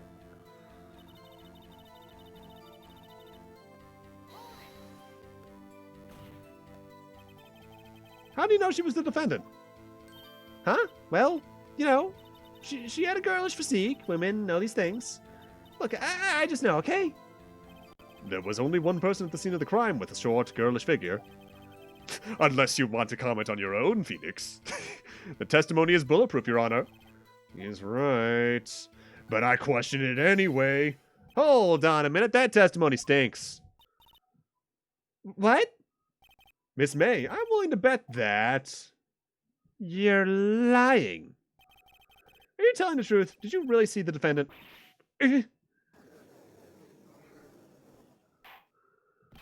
Mr. Wright, what's the meaning of this? Yes, what is the meaning? Somebody tell me, because I'm clueless about this, I mean. Okay. If you had really witnessed my client, Maya Fey, you would have noticed her clothes before her physique. No one wears clothes like this on a daily basis, except her. And I'm no expert on fashion, but her hairdo looks far from normal to me. However, the witness's testimony mentions neither of these things. The testimony is bogus. But... Still, we don't know if she was dressed that way the night of the murder. She was, Your Honor. I saw her. And so did Detective Gumshoe. What do you say to that, Miss May? What are you trying to say, you mean lawyer? I saw what I saw. I just didn't think all of the trifling little details were necessary, darling. Miss May, the court would like to remind you to please omit nothing in your testimony. Please stop it with the titty jiggle. Yeah, there's no way she could have, at least when the scream happened, Mia was already on the ground. So, from our perspective especially, we know something's up here. I'm sorry, Your Honor. I'll be a good girl, I promise. Your testimony again, if you would. Damn it, horsehatter.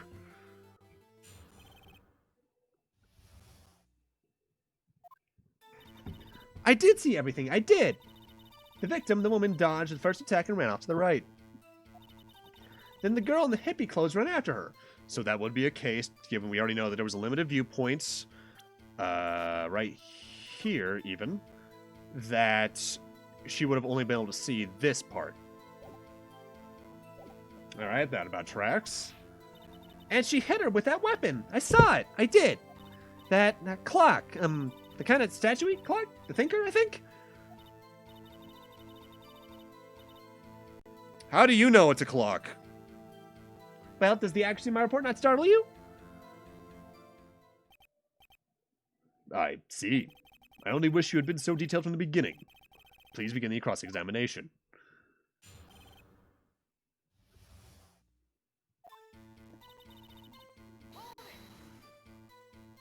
So, you saw me then, too? Of course! I remember that spiky hair anywhere. Spiky? The witness will refrain from personal attacks on the defense attorney.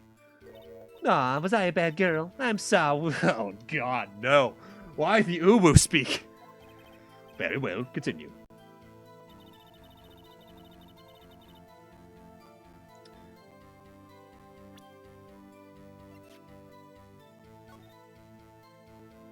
When she says the right, does she mean, like, over here? Or over here? The reason I'm doing it on the top screen here, by the way, is because I have... So you don't see my mouse cursor the entire time turned off for the emulator on bottom screen. That's something I should press.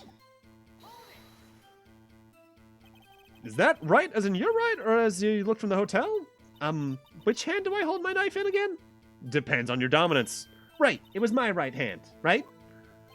Satisfied, Mr. Wright? Please continue.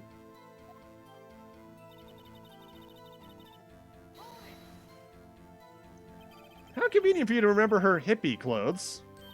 That's what you... I mean, that's what she was wearing. Oh, and her hair was all done up in a bun. What happened then? And she hit her with the weapon. Where did this weapon come from?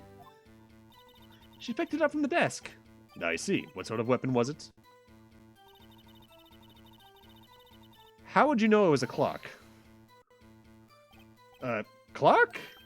Didn't this come up in another testimony recently? Well, don't look so sour, Mr. Lawyer. You can't win them all. No, but I have a feeling I'm onto something now.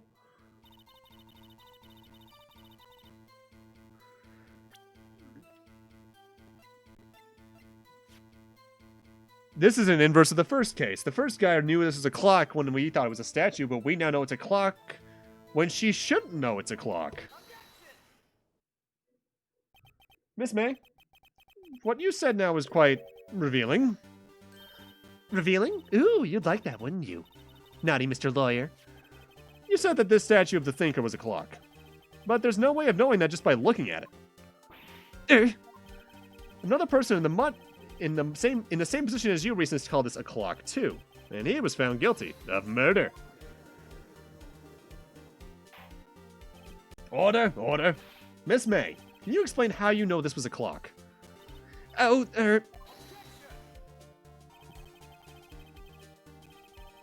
The witness saw the murder with her own eyes. That's all that's important here.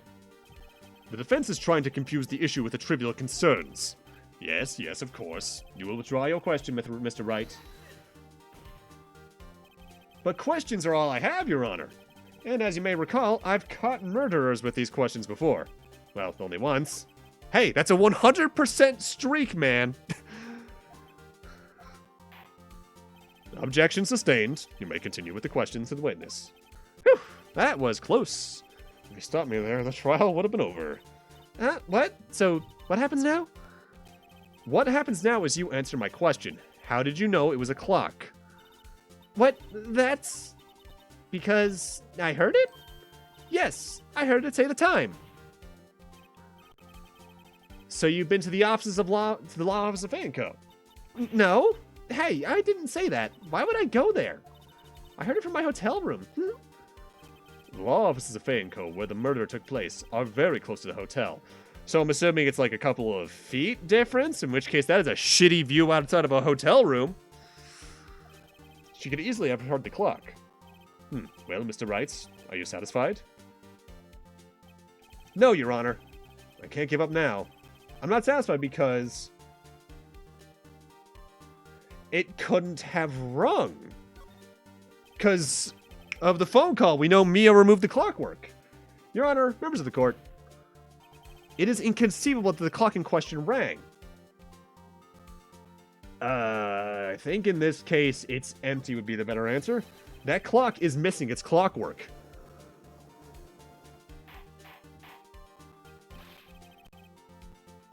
How could you possibly? Just have a look, as soon as you can. Oh! See anything interesting, Your Honor? It is as the defense says. This clock is missing its clockwork. It's quite empty. Mr. Wright, would you care to explain to the court the meaning of this? Yes, as you can see, the clock was empty. It couldn't have rung. Therefore, this witness is a big fat liar. Fat? Well, Miss May?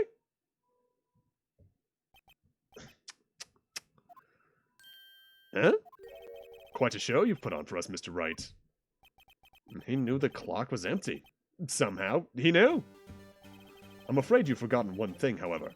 Indeed, the clock is empty. As you say, it can't ring. However, we must ask, when was the clockwork removed? If it was after the witness heard the clock, then there's no contradiction. That's true. That is a possibility. The clock might have been emptied after she heard it. And that is exactly what happened, Your Honor.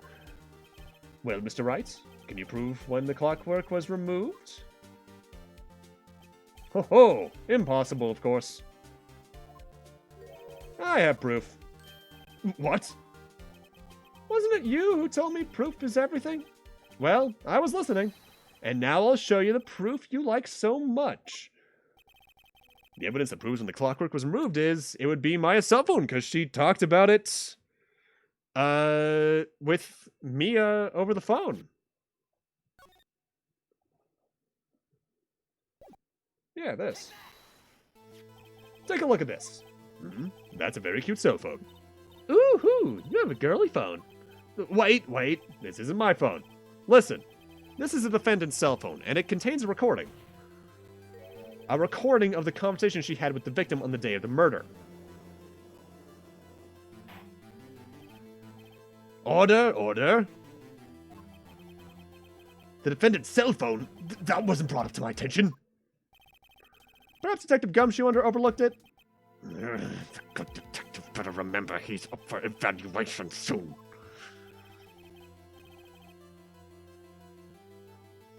My heart goes out to you, Edgeworth. Matt, let's hear the conversation.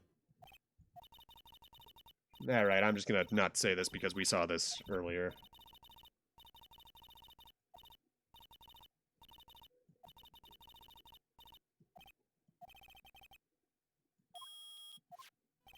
Your Honor, I think this recording makes it clear that the clockwork was already gone.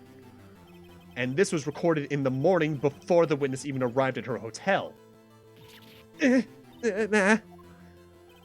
Well, Miss May, would you care to explain this to the court? Just how did you know that weapon was a clock? Well, isn't it obvious? I saw that clock before. What store was that again? I go to so many. Oops, I forgot. Well, we already know that that can't be true because Larry made that and there's only 2 of them. So the witness has seen it before. That would make sense. Does the defense have any objectives, Mr. Wright? Yeah. The witness claims she had seen it before, but this directly contradicts a piece of evidence already submitted to this court. Well then, let's see it. Please evaluate. Please produce the evidence that will prove the witness has not seen the clock before. It's the clock itself. It's simple. This clock was never in any store, ever. What? A friend of mine made that clock. Only 2 exist in the world. And the one that isn't here is in police custody. Impossible! Everything is sold in stores. Miss May, I think it's high time you went shopping for a better excuse. God damn! Oh? The excuse is not on sale today?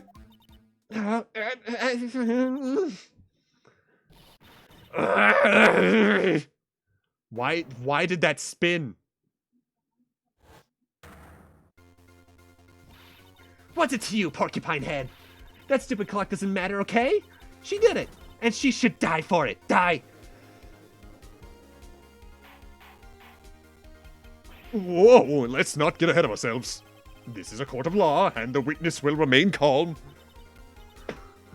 Yeah, that would be a loud-ass clock if she could hear it through several windows. Oh. This is silly me. Did I, lose it? I guess I did. Scary. Miss May, let me ask. Tell me, how did you know the weapon was a clock? Jesus Christ, that stare at me.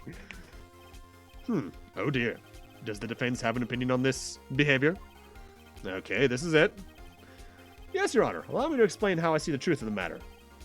Miss April May, you knew the weapon was a clock because you had heard about it. The witness, because she had a wiretap. The only place they could go, in logic, would be that room. The witness had never held the clock in her hand. However, she had heard that it was a clock. She heard? That is correct, Your Honor. There's no other way she could have known the thinker was a clock. And I can show you the proof. Well, this is interesting. Let's see it then. Show me the evidence proving that this witness had heard the murder weapon was a clock.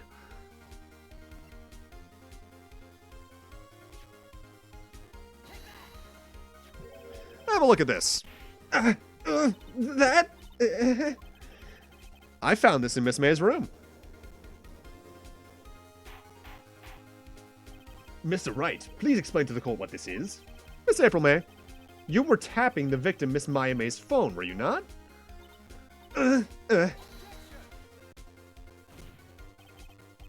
Your Honor, this is irrelevant. I'm not entirely sure that it is. Objection overruled. It troubles me that our witness was in possession of a wiretap. This is outrageous! Does the defense truly claim that the witness was tapping her phone? Her phone was screwed. Was unscrewed. Someone got shit out of her phone like it was trying to say, oh. Absolutely. Even if that was the case, which it's not, you still have to prove it's one thing. Did the victim ever say that the weapon was a clock on the phone? Can you prove that? I think not. Oh yeah? I think I can. It's simple. What? Here's my proof. The proof that the victim said on the phone that the weapon was a clock is... Yeah, the cell phone again, right?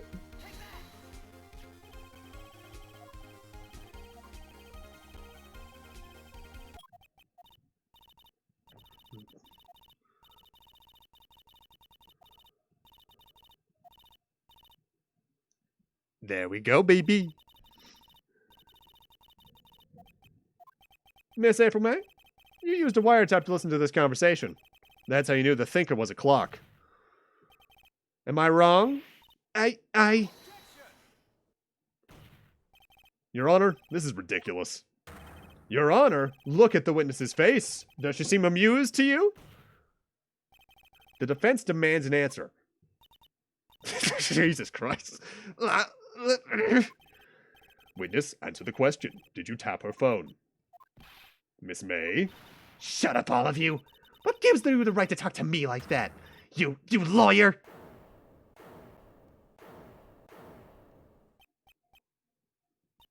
It's no fair. All of you ganging up on me like that. Oh, so I'm the bad girl. Is that it? Is that it?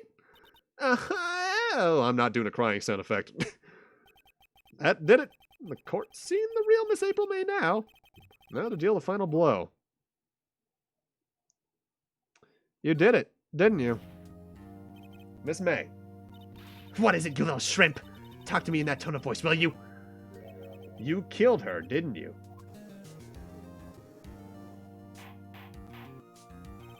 Oh, I thought that you did it was talking about the the wiretap, not killing. What? How can you possibly say that? Are you mad? All I did was a little wiretap. Oops. So you admit you tapped your phone? But wait, I didn't do anything bad like murder. I'm a good girl. Really? Can you prove it? No way she can prove it. You think you're so smart, Mr. Lawyer, but I can prove it, and I will. You can't be serious. No way. Way, I say way. Oh, and I assure you I'm serious, Mr. Lawyer. Okay, so the killing happened around 9 at night? Why, that's just when I was getting room service from that sweet bellboy. Room service? Iced coffee, I believe it was. Iced coffee, you know, like normal coffee, but cold. Yes, it's quite a thing here in Massachusetts. If you don't drink it quick, the ice melts and you get regular cold coffee. But if the ice melts, it becomes lukewarm. Iced coffee. Think I'm making this up? Ask the bellboy. Ergo, the witness was not at the scene at the time of the murder.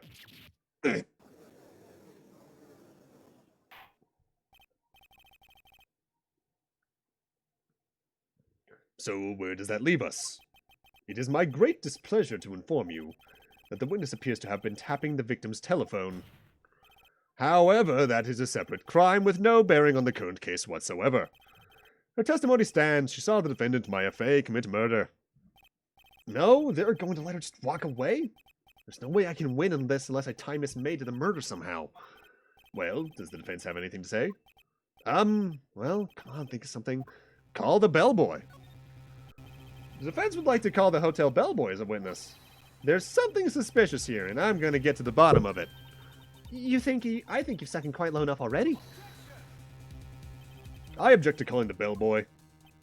Why? What's your reason? Because I hold that the wiretapping had nothing to do with the killing. However, if you agree to one condition, I'll consent to calling this witness. Condition? If Miss April May's alibi does not called into question when you examine the bellboy, then you will recognize that Miss April May was not the killer, thus she is innocent. Therefore, I must accept the verdict of guilty from Miss Maya Fey. That is my condition. What? I better find something suspicious in that bellboy's testimony. Otherwise, Maya will be declared guilty on the spot. We don't really have a choice. Alright, I've got nothing to lose, except for, well, everything. Understood. I accept your condition. Fool. You fell right into my trap. You fell into my trap card, Kaiba. Oh, wait, that is almost the exact same voice that I used for Yugi, isn't it? Uh-oh. Wait. Very well. The court calls the hotel bellboy to the stand. I think I know the exact point I'll end stream tonight, by the way, because I think there's technically a break on the cross-examination coming up here. I believe we're ready for the witness to testify. He certainly does look like a bellboy. Yes, sir. I received your summons in the middle of work, sir. I'm happy to be of service. That tea set looks rather heavy, so without further ado, the witness may begin his testimony. Very good, sir.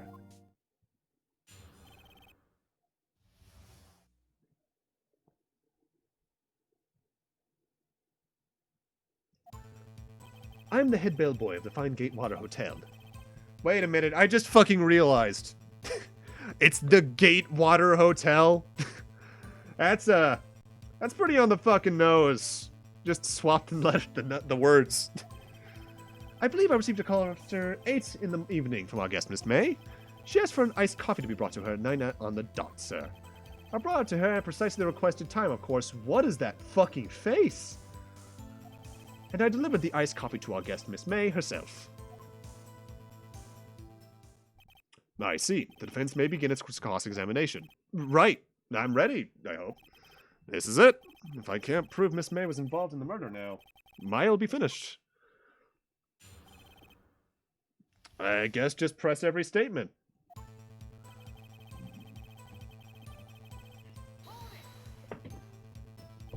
What exactly is he do at the hotel? Why, anything required of me, sir. I check in guests, I check out guests, I clean rooms, I make beds, I even deliver room service, sir. I checked Miss May in personally. Are you always so prim, Mr. Wright? You will refrain from asking frivolous questions. Okay. Are you sure it was Miss May on the phone? Absolutely, sir. How can you be so certain? I checked Miss May in personally, sir. Not only did I see her in all her stunning radiance, but I also heard her voice. And then I saw them and I... The point being, I remembered her quite well, sir. Yes, what then? Someone's Henry. 9 on the dot, you say? Yes. I confirmed the details several times. She was watching a program on TV, and she wished to drink after she finished, sir. 9... the time of the murder.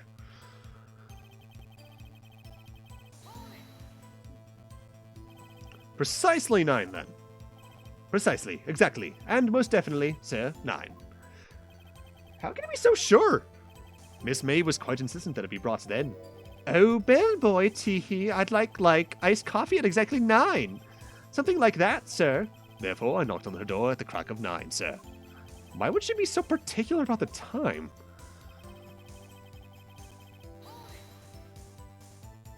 You're sure it was Miss April May herself? Absolutely, sir. Absolutely? Yes, sir. As in, so very absolutely, sir. It's an endearing mannerism of mine. How come you're so very certain? Well, when I brought it to the room service, sir, the guest, sir, favored me with, embrasser, sir. Embracer? Is that French for embrace? It's French for kiss, sir. But not a French kiss, sir. More of a peck on the cheek. Why would she have done that? I believe perhaps she was momentarily swayed by my prim demeanor, sir. It was a moment I shall never, ever forget, sir. Sounds pretty fishy to me. I think Miss May was up to something and wanted the bellboy to remember her. It's no good. There's nothing there. Is that it? Tut-tut. Finally, you understand. This bellboy has absolutely no reason to lie. Now, if you have any decency, will you end this rather tedious cross-examination here? It was a bit tedious. The witness may leave the stand. I can't let this happen, can I? I protest thee! Wait, please wait. Yes, does the defense have something to add? One last question. Let me ask one last question. Your Honor, I must object. This charade of justice has gone on long enough. Now, Mr. Edgeworth. All right, Mr. Wright, I'll give you one more question, that's all. Okay. This is really it now. This is my last chance. What do I ask him about?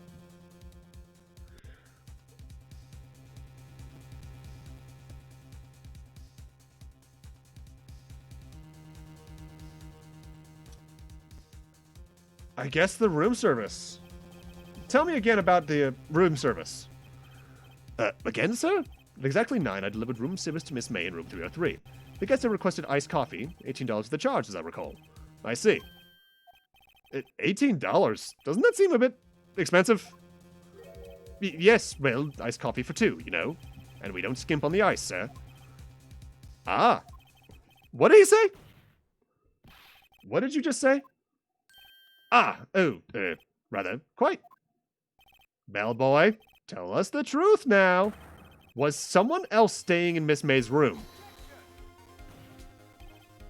I object. That was objectionable.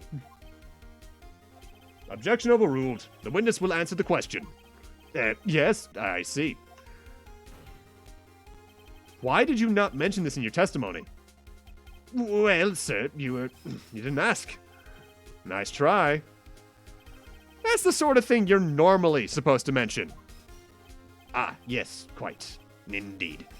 It was the, good barrister there, Mr. Edgeworth, who... Ah. He asked me not to mention it if I wasn't specifically asked, sir.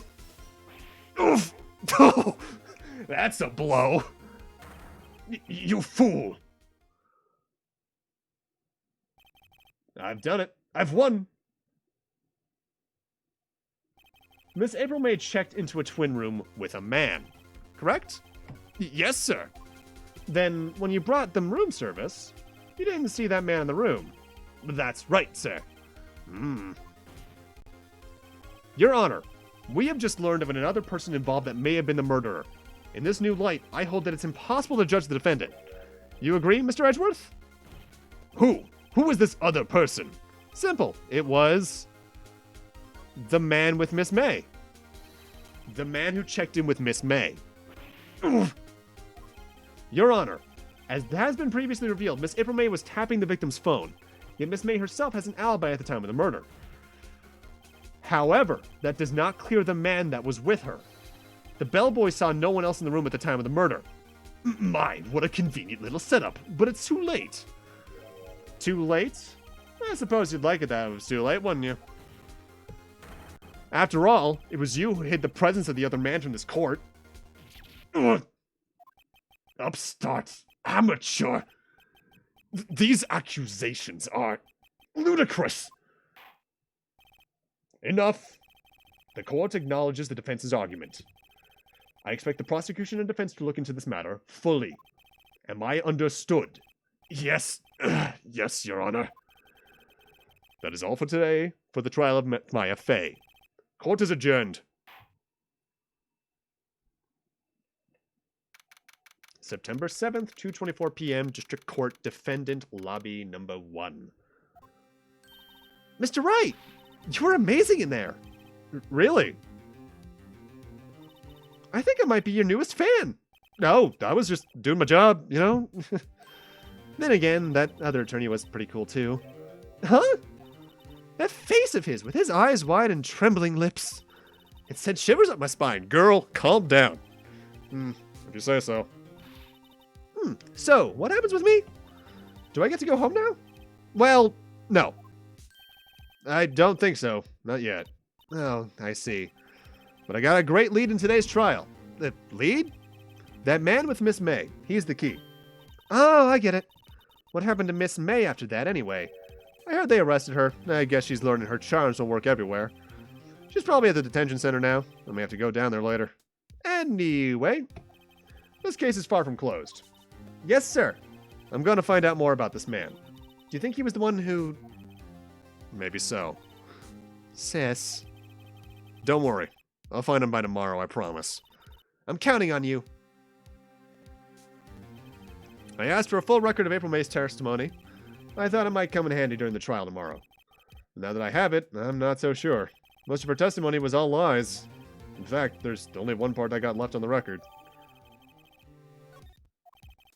And which part was that? I don't know how much this will get to do with me at all now. The victim dodged an attack, then ran to the right, but was caught and struck. That is the one part that would probably come in handy. Anyway, time to hit the pavement and do some investigating. Maya doesn't belong in that detention center, and it's up to me to get her free.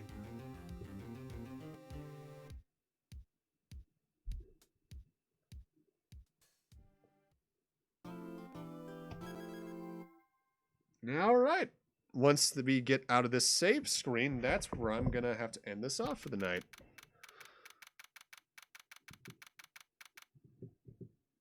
I'm just going to put a save state. That's probably the best thing I can do. Yeah, that works. Either way, with that, I'm going to need to end this off here. I want to thank y'all for coming by tonight. Lob, thanks for chatting up. Warning, thanks for being around for Paper Mario. Jin, if you're still watching. Roses, you too. I hope you all have been having a great night, and hope you continue to have a good one. Anyone else who's been stopping by and lurking, I hope you have a great night too. With that said, let's find ourselves a raid target. Who's live this time of night on Monday nights usually? Let's go and raid. Which one is he playing?